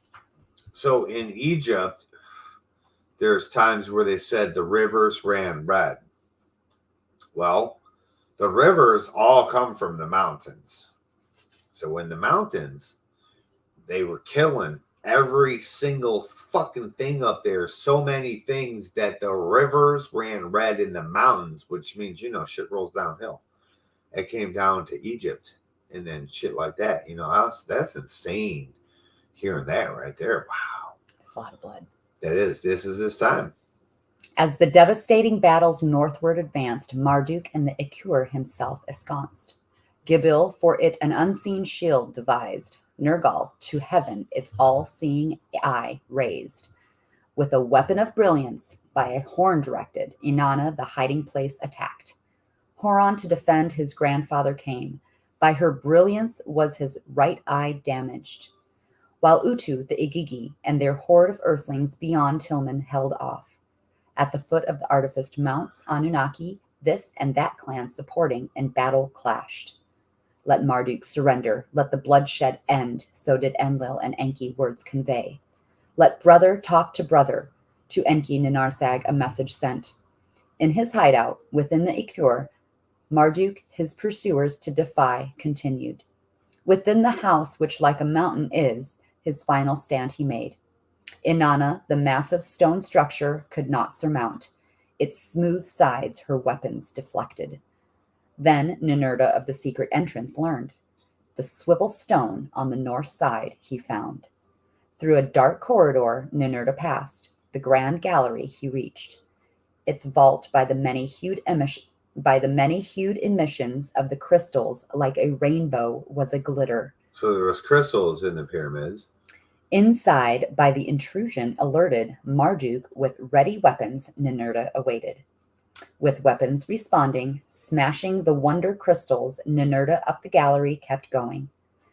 Into the upper chamber, the place of the great pulsating stone, Marduk retreated. At its entrance, Marduk the sliding stone locks lowered. From one and all admission they barred. Into the Ikur, Inanna and Ishkur Ninurta followed. What next to do they contemplated. So they're inside the pyramid. Marduk ran all the way up. They smashed the crystals that power the pyramid, but he's up there at the emitting stone. Some kind of big Nibiru Great crystal pulsating stone. mixed. I think it was a Nibiru crystal mixed with alloys from this planet. And we researched some stuff this morning about some vibranium and how that was possible. That was cool.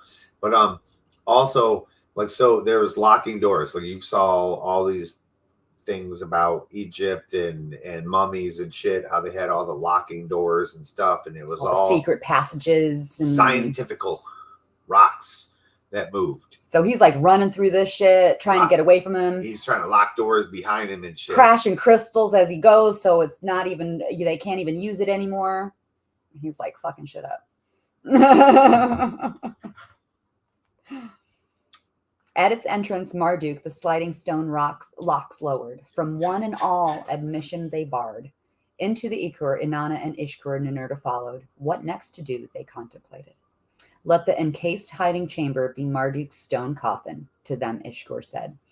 To 3 blocking stones, ready for down gliding, Ishkur their attention drew. Let slow death, by a live being buried, be Marduk's sentence. Inanna her consent gave. At the end of the gallery, the blocking stones let loose. Each one of them 1 stone for plugging slid down. Marduk, as in a tomb to seal. Now this is the account of how Marduk was saved and to exile departed.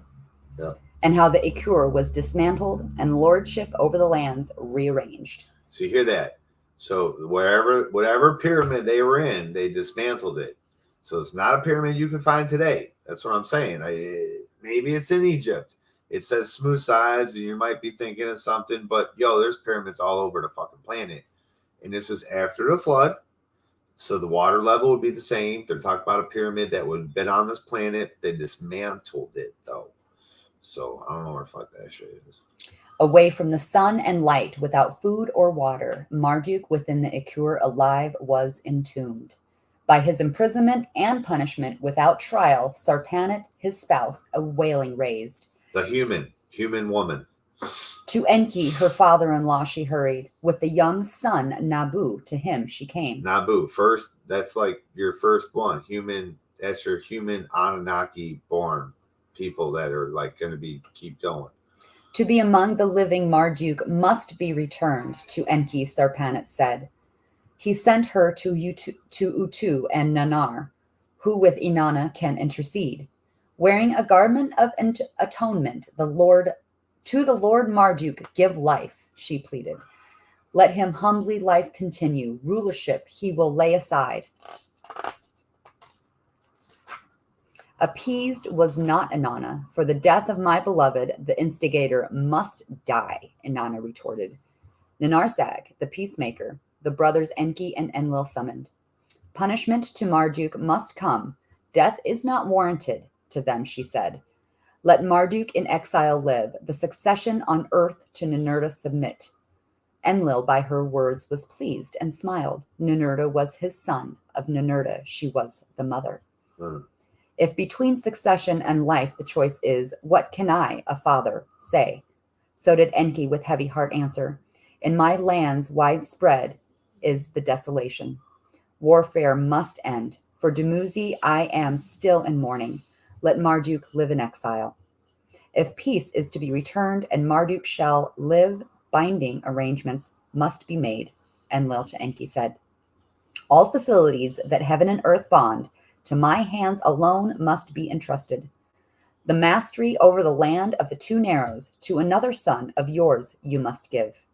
The Igigi who Marduk follow, the landing place, must give up and abandon.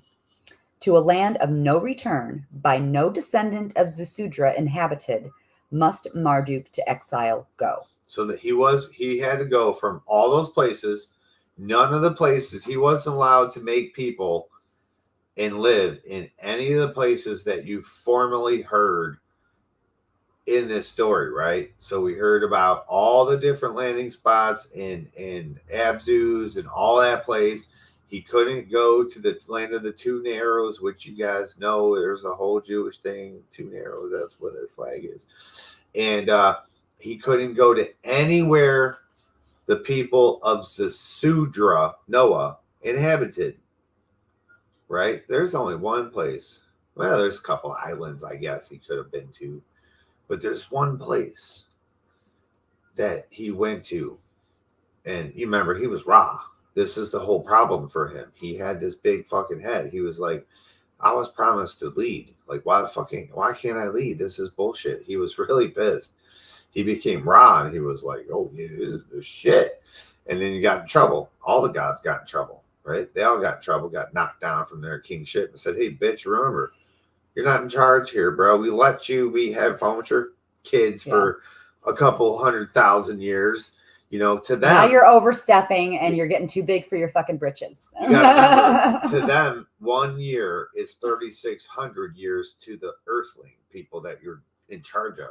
And they've been in charge for years. If I'm Lord Enki and she's Marduk and I go, all right, bro, take care of them. You can have Iran and Iraq for one of our cycles, 1 year, one shard. Like, really? 3,600 years? Fuck yeah. Dude, look, just go through history and look at what the fuck happened in a 36-year period in those areas. You're going to be like, holy fuck, they rose and fell. Civilizations were annihilated. People were taken over. Things were formed. Things were learned. Yeah. It's just amazing. In one of their shars, one of their years, when you put it in the 3,600 of ours and start ticking time in our years, you're like, that was 1 of the years, that was 2 of the years, that was 3 of the years. They literally could be like, hey, you want to take over, take a little, hey, there's some land over there. No one's there. Why don't you take the meat formulas, go over there, make you some people. And then what would happen? They'd be like, hey, they're getting a little big over there. Well, let's go see what's happening. Mm-hmm. Oh, no, fuck you, man. I'm bringing my army to kill your guys. And you're going to come back and go back on the ship. Is what they make them do. You're back on the ship. Dude. Your shore leave is over. And, it's amazing what could have happened in those short period of times. They said the Mayans only lived 3,400 years. Not even one shard. Not even one. But you hear that was Ninerzag or one of, I forget who created all these people. It was Cain's people, who they're all talking about. The new miners, the gold mining people were indigenous people of North and South America. This is exactly who they're talking about now. Because remember, all the old mining facilities, all the old landing platforms, all that shit got buried in mud. They had to do a massive dig out of all that old shit, but they didn't revisit their old mines. It probably was that they're like, man, that shit was so deep before. Now it's all filled in. We'd have to dig so deep just to fucking get to where the gold was. So they're like, oh, wait, over here. It's all spilling out of the ground. Now we know that they landed next to a big lake. Now, could that lake be one of our Great Lakes in North America? Or could have been, was it Lake Titicaca? Lake Titicaca in South America, where there's a big motherfucking landing platform right next to it, and that's where they mined it. Yeah, baby. You know what I'm saying? Oh, it's just so amazing. So did Enlil forcefully declare to be foremost among the brothers he meant. The hand of fate Enki in his heart acknowledged. Let it so be, with bowed head he said. Ningazida alone with Ekur innards knows. Let him over its land the master be. After the decisions by the great Anunnaki were announced, Ningazida for the rescue they summoned. How Marduk from the blocked and sealed innards to extricate was his challenge. Like Ningazida, he's been through everything. He knows it all. Like, this dude is the great knower. Or sometimes you guys might know him as Thoth. I believe he's Thoth. To let free the one who alive is buried, a task beyond conceiving to him they gave. Ningazida, the Ekur's secret designs contemplated. See? How to circumvent the blockings he planned. He's Thoth, the creator of the damn pyramids. Through a chiseled upper opening, Marduk will be rescued. To the leaders he said, at a place which I will show them, a doorway in the stones they will cut. From it upward a twisting passageway they shall bore, a rescue shaft creating. Through hidden hollowings to the Ekur's midst they will continue. At the vortex of the hollowings, through the stones they will break through. A doorway to the insides they will blow open, thereby the blockings circumventing. Up the grand gallery they will continue. The 3 stone bars they will raise. The uppermost chamber, Marduk's death prison, they will reach. Anunnaki by Ningazida guided, his outline plan then followed. With tools that crack the stones, the opening they made, the rescue shaft they fashioned, the insides of the artificed mount they reached, an exit they blew open. Circumventing the 3 blocking stones, the uppermost chamber they reached. On a small platform, the portcullises they raised. Marduk fainted, they rescued. Carefully through the twisting shaft, they the Lord lowered. To fresh air they him brought. Yep.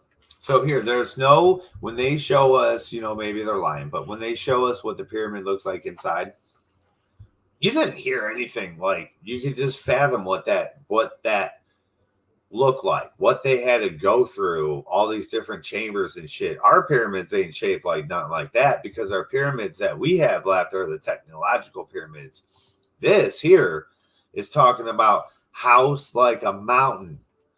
So literally, you got to remember, he was, what did you call that, narcissist, real big-headed, thought he was the fucking shit.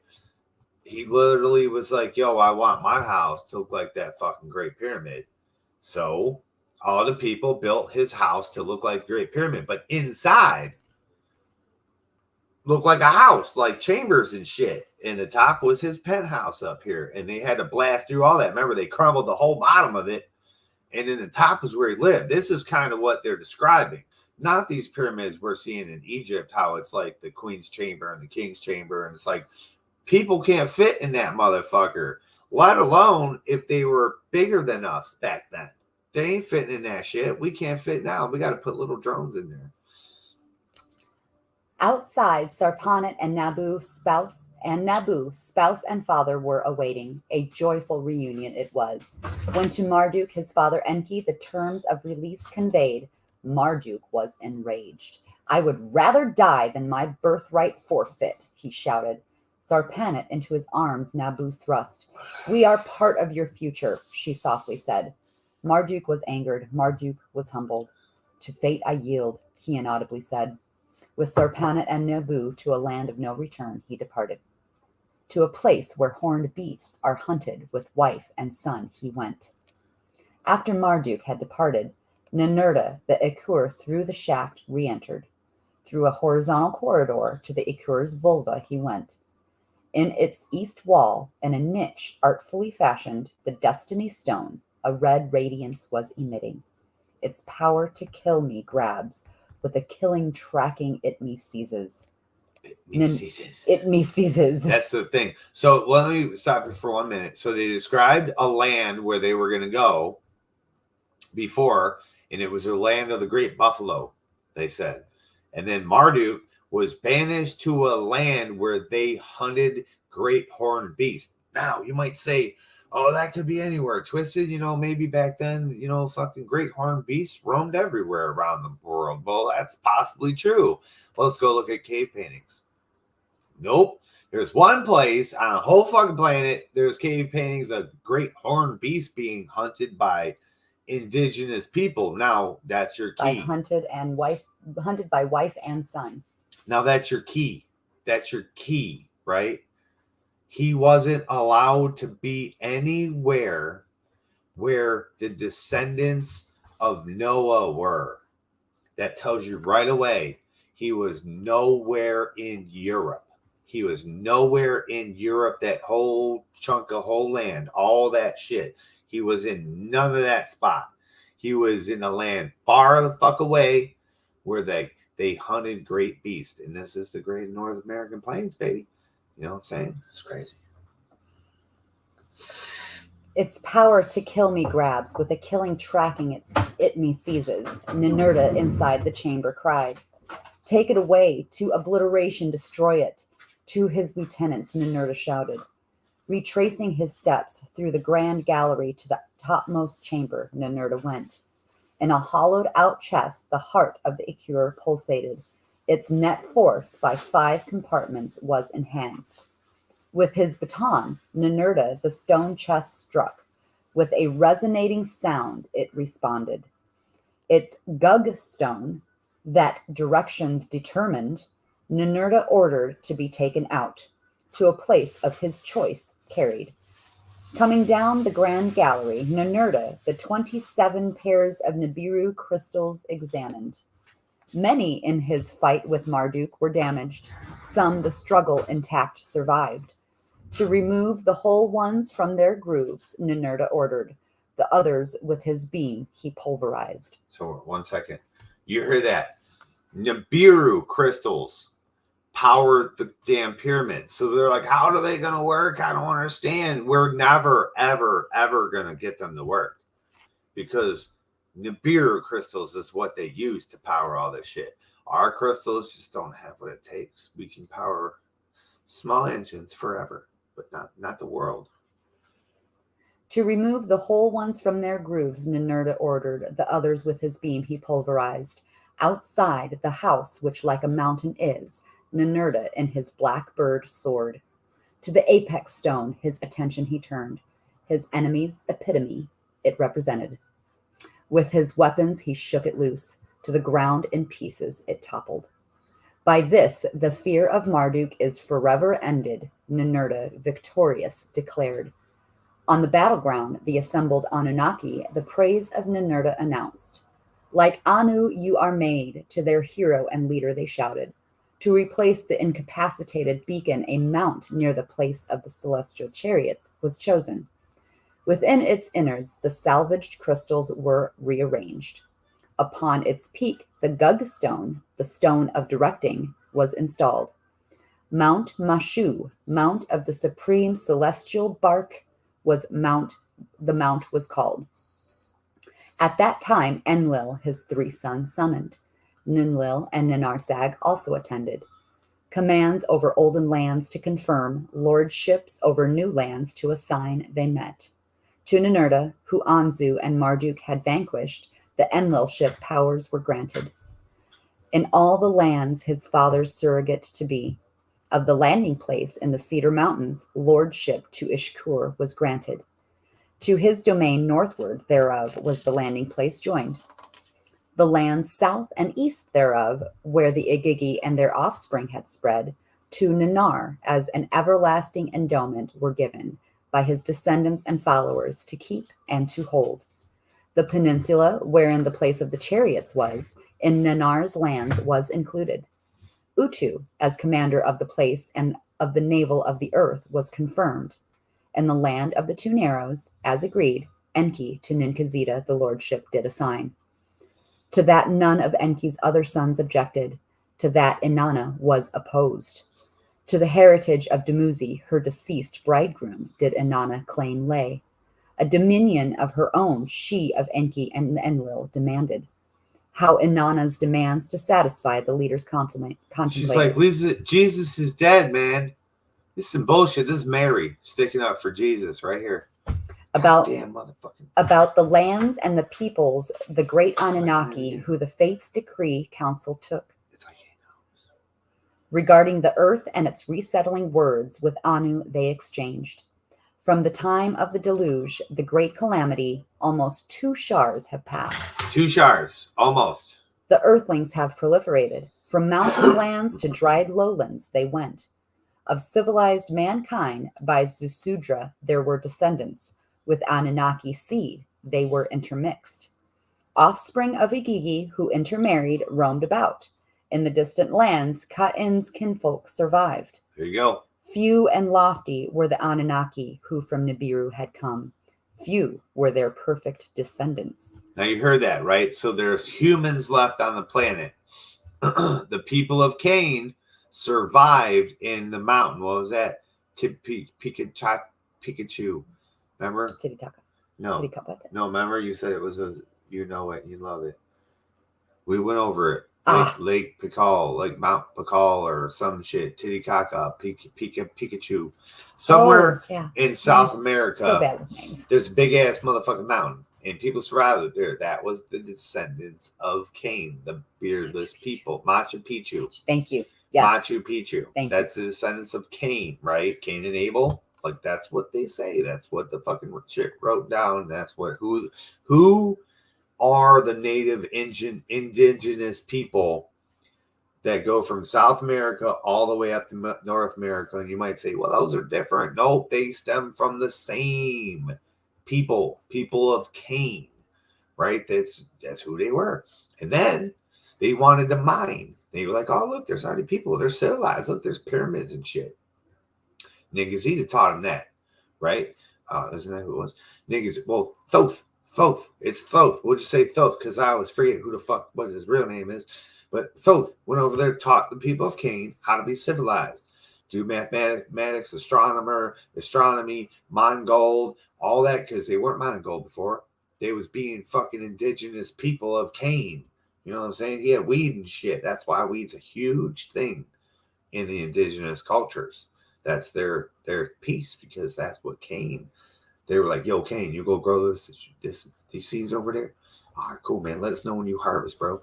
So those people are proliferating in the faraway lands. Where are they? They're here, man. North, South America. So it's got to be here. Now we have Noah's people, Ishtaputin or whoever, is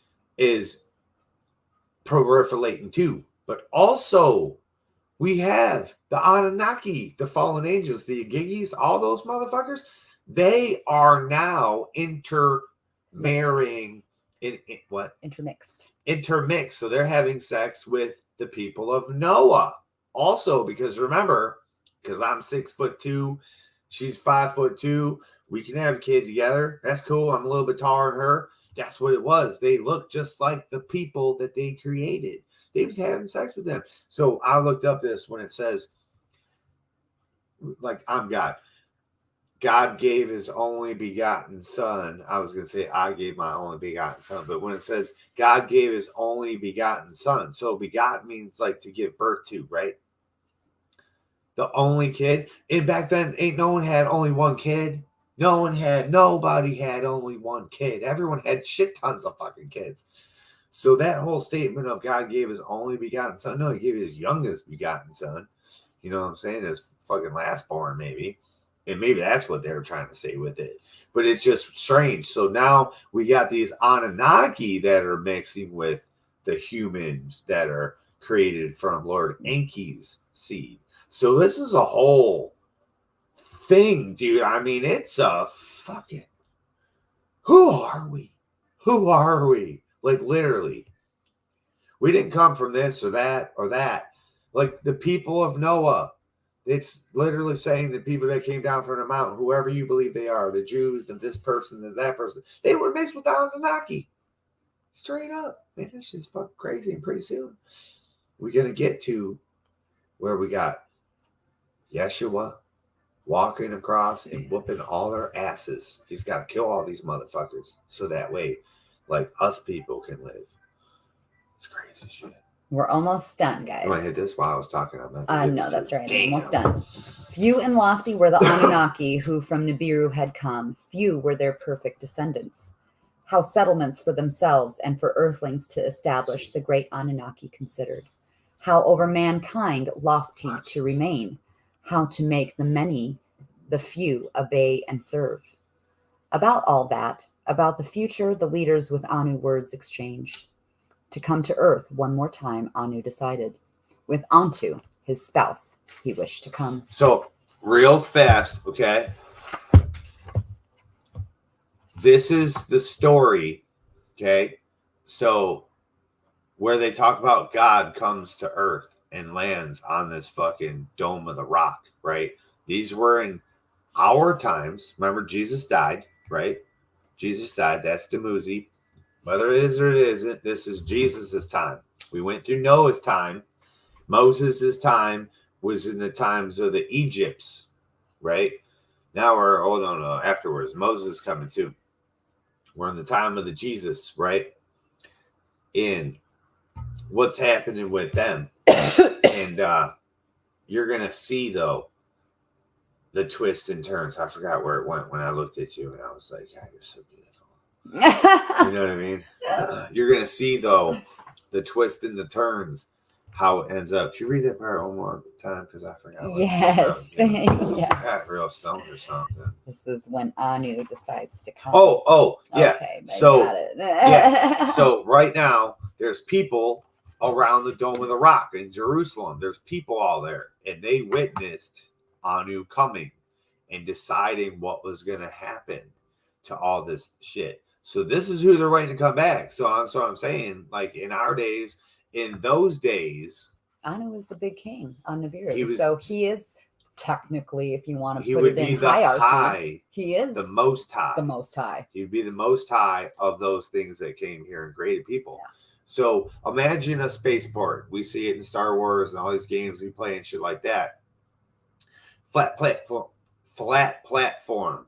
Some hoses probably are scattered around for refueling your oxygen or water or something like that. There might be some shipping cratements along the edges. There ain't shit in the middle because they got to land on that motherfucker. So that's what I'm saying. Like the Dome of the Rock, the people forgot that the damn spaceship's going to come there. Or maybe they're just going to take their drop ship because humans are so removed from spaceships landing on platforms in our days that maybe they shoot little balls of light out at us and watch us and go, I wonder is it cool if we can land a spaceship? And then you go into Jerusalem, and what do you see? You see a small spaceship. Green light comes straight down and land in Jerusalem, Dome of the Rock. You saw that a few years ago. It was wild. So let's get the ending here. Okay, so that was the end of the 11th tablet. Next week, let's find out what's going to happen in the 12th tablet. Yeah. The soil dries. Plains and river valleys are resettled. Plentiful gold comes from the lands beyond the seas. Anu and his spouse Antu arrive for a memorable visit. Reminiscing, the leaders realize they are destiny's pawns. They allocate 3 regions of civilization to mankind. Pardoned by the departing Anu, Marduk remains rebellious. The first region and space facilities are Enlilite lands. Man's first civilization begins in the first region, Sumer. First region. Marduk usurps a site to build an illicit launch tower. Frustrated by the Enlilites, Marduk seizes the second region. He deposes and exiles Ningazida, Thoth, to distant lands. He declares himself Ra, supreme god, in a new religion. That's right. He introduces pharaonic reigns to mark a new civilization. Enlil assigns his son Ishkur to protect the metal sources. Inanna is granted dominion in the third region in this valley. Yeah. So I had it all fucked up. My bad. So Ningazita was Ra at that time with Set and Horus. I just get high. I forget the damn names. There's a lot of names that turn into a lot of other names. But that's what really I need hard to do. keep I've track. talked about this the whole time. Is writing it down and having them all listed, so you can be like, all right, this one's that one, this one's that one. I know it though, but I always like get it twisted and shit because you got to remember who Marduk wants to be, his mindset, who he is, and who he was. Like Ningazita crawls out of Atlantis. If you read the Emerald Tablets, he came from Atlantis, right? So wherever the fuck Atlantis was, whether it been middle Pacific Ocean, middle of the Atlantic Ocean, or whether it is Antarctica, who's to say? What if the Abzu is Antarctica and we got it all motherfucking wrong? The Earth was twisted a different way. Or if you believe in tectonic plate shifting or whatever, the last ice age ripped all the fucking land masses all different directions. So who knows what the fuck really we're talking about? Now they're talking about a peninsula, right? And they say, all right, well, let's look at the map. Well, here's the peninsula, and that's Iraq. Why couldn't the peninsula have been India? Why couldn't the peninsula have been India? Because that's where the city of the gods is. Like when you go to the Mahabharata is the oldest writings of truth there is. That's the Indian text, and they talk about all this stuff that she just talked about, right about the battles. Inanna rides Garuda. Inanna rides Garuda. That's her spaceship. That's her war spaceship. And she flew Garuda over there and stomped a mud hole in that dude's ass and blew that shit up. That's what it is. She let, what is it, Inertu or Ningizita, one of those motherfuckers, she let them borrow that in the beginning. She let them borrow Garuda and go whoop one of those other asses. But coming soon. Oh, it's getting good. It's getting good. So after the time of Jesus, in the last time that God came to earth, right? Anu, last time the king of another planet came to earth. After that, the evil wind happened. And where is it? Why isn't it written about? Where did people go? How do people survive? And we're going to get into that. I don't believe it's written about in here. It might touch on it in like 2 words. But we're going to get into that and figure out, where did people go to survive? Were we done? No. There's, we are getting close to it. No, to what you had to read today. Oh, yeah, we're done. I was just looking at stuff. Yeah, no. Yeah. We've only got technically 2 more big tablets left. Yeah. It's just fascinating, though, when you hear what's written here, and then your Bible stories, right? Your Christianity stories or whatever, and you realize, when I read this, I was thinking about it, and I was like, I thought, isn't that what happened to Jesus? So I'm like, let me research that shit. What happened to Jesus when he was in hell? And then, holy shit. Like, literally almost word for fucking word, it says the fucking same thing, dude. I was like, Dumuzi and Inanna, that is your story. This is Jesus, dude. Of resurrection. That's Mary and Jesus right there. And she like loved together, him so much. Together. And it's a story of one person that they depicted as one person, but it's a story of 2 and it's a love story. That's the female. They took the female out of it though. And but this is the time frame. You might say, dude, time's ticking. I can't understand the time, but that's what it is. They're describing their time. We're thinking of it as in human times where thousands of years are going by. You heard it. They said nearly 2 showers had gone by since the flood. So that was almost 7,200 years from the flood to the time supposedly Jesus died. You know what I'm saying? Or Dumuzi dies. And they're doing all this other shit and splitting up the lands, splitting up all the places. Now the first place was the peninsula, or where they landed.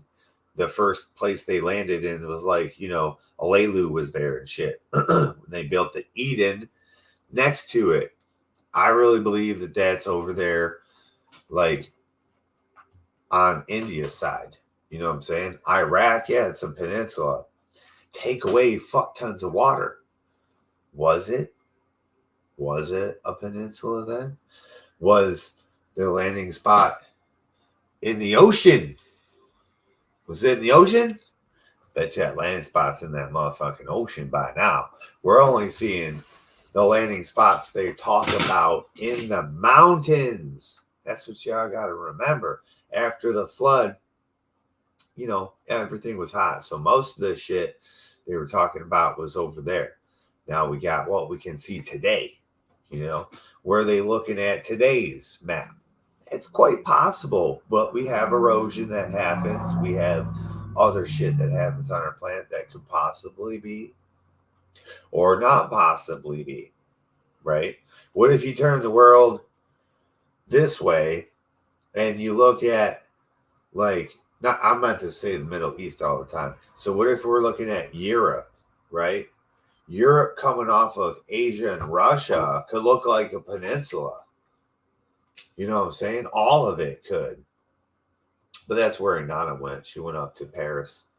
She made the French people. But you hear what she says for Dumuzi, right? That's very important too.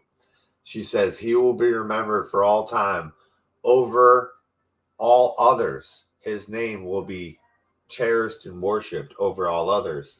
And then she read it in it's the beginning of the next chapter, but at the very end here, that they were pissing their pants.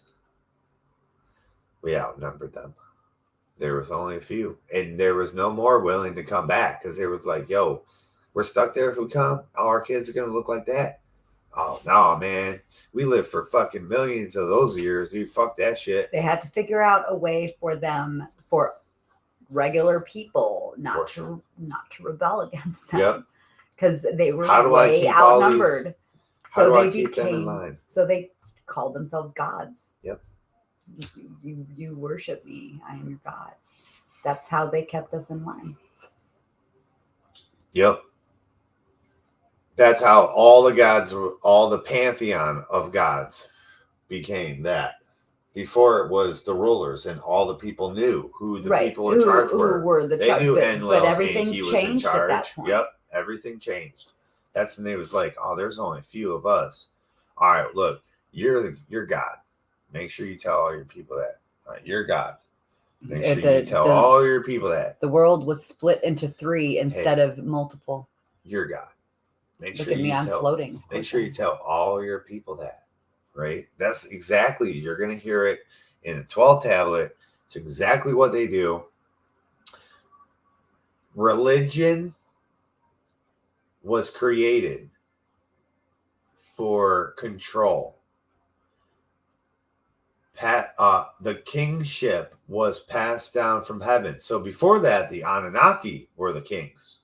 The Anunnaki, say, Agigi were kings, right? Then after that, they gave it down to the human part God, they're demigods kind of thing.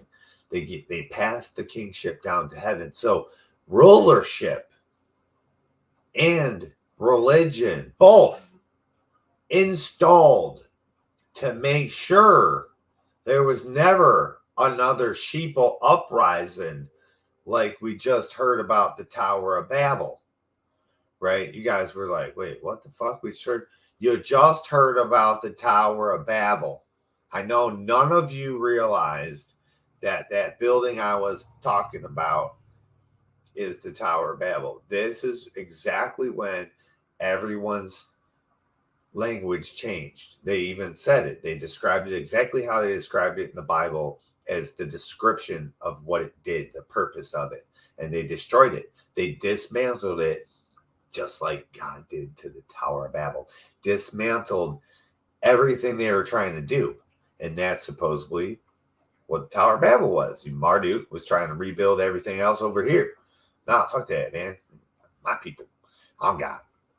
I'm God. I'm God. It is all jealousy. He thought he was like supposed to rule. But really, if you would have paid attention in the law of secession, he was real low on that totem pole. Like a lot of people had to die. A lot of shit had to not go perfectly right for him to even be considered a twinkle in someone's fucking eye.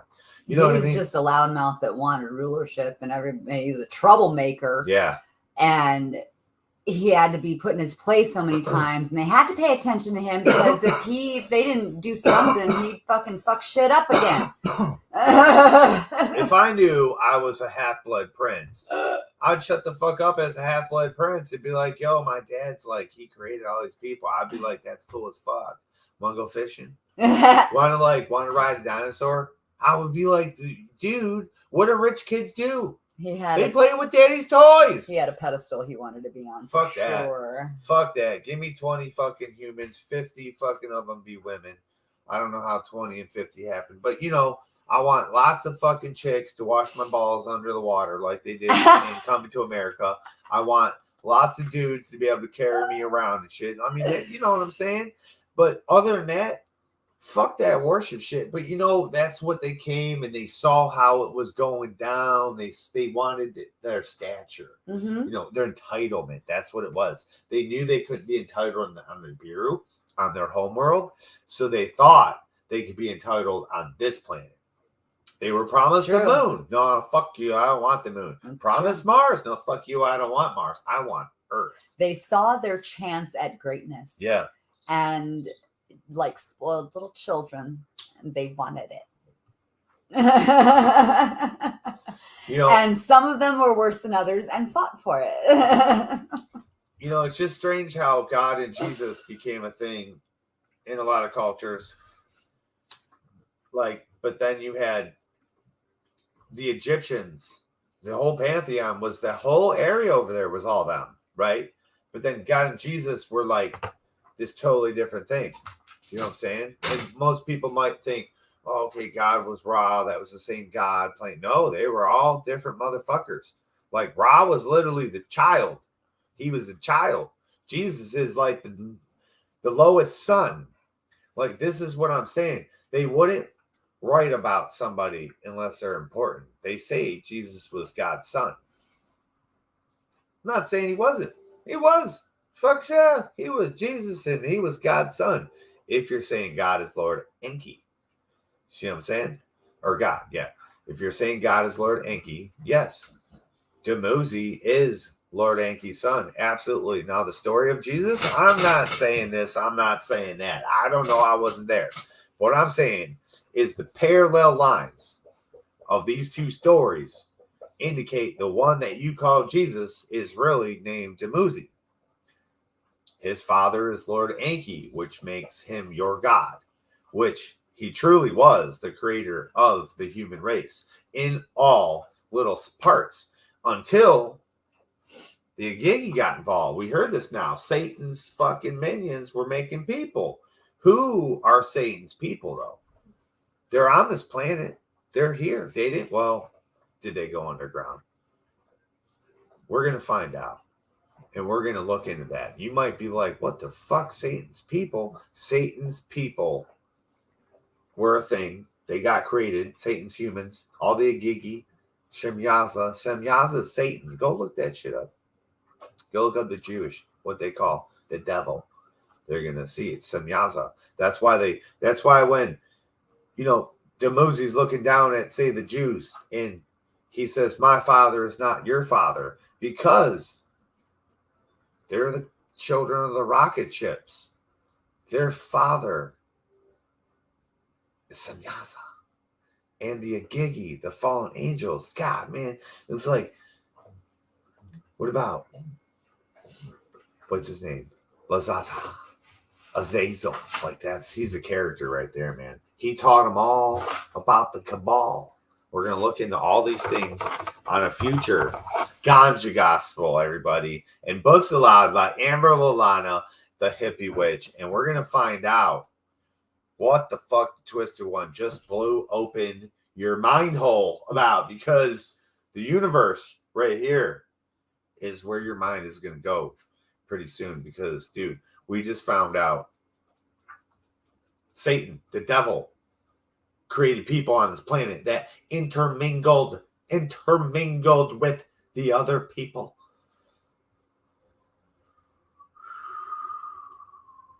Jesus. Jesus, help us. Holy Spirit, activate. All right, everybody. It's been a great time. You guys have a good day. I don't know if she's ready to go, but you ready to go? Are you ready? I'm ready to go. I just keep talking because I don't see my hands going up. I'm a little too far away. I know. Look, I can't even get to it. All right, everybody. Thank you so much for joining us this Sunday Ganja Gospel, and we'll see you in the pews with an open mind next Sunday. And a word from our sponsor. Yes, indeed you do. Bye. Peace out.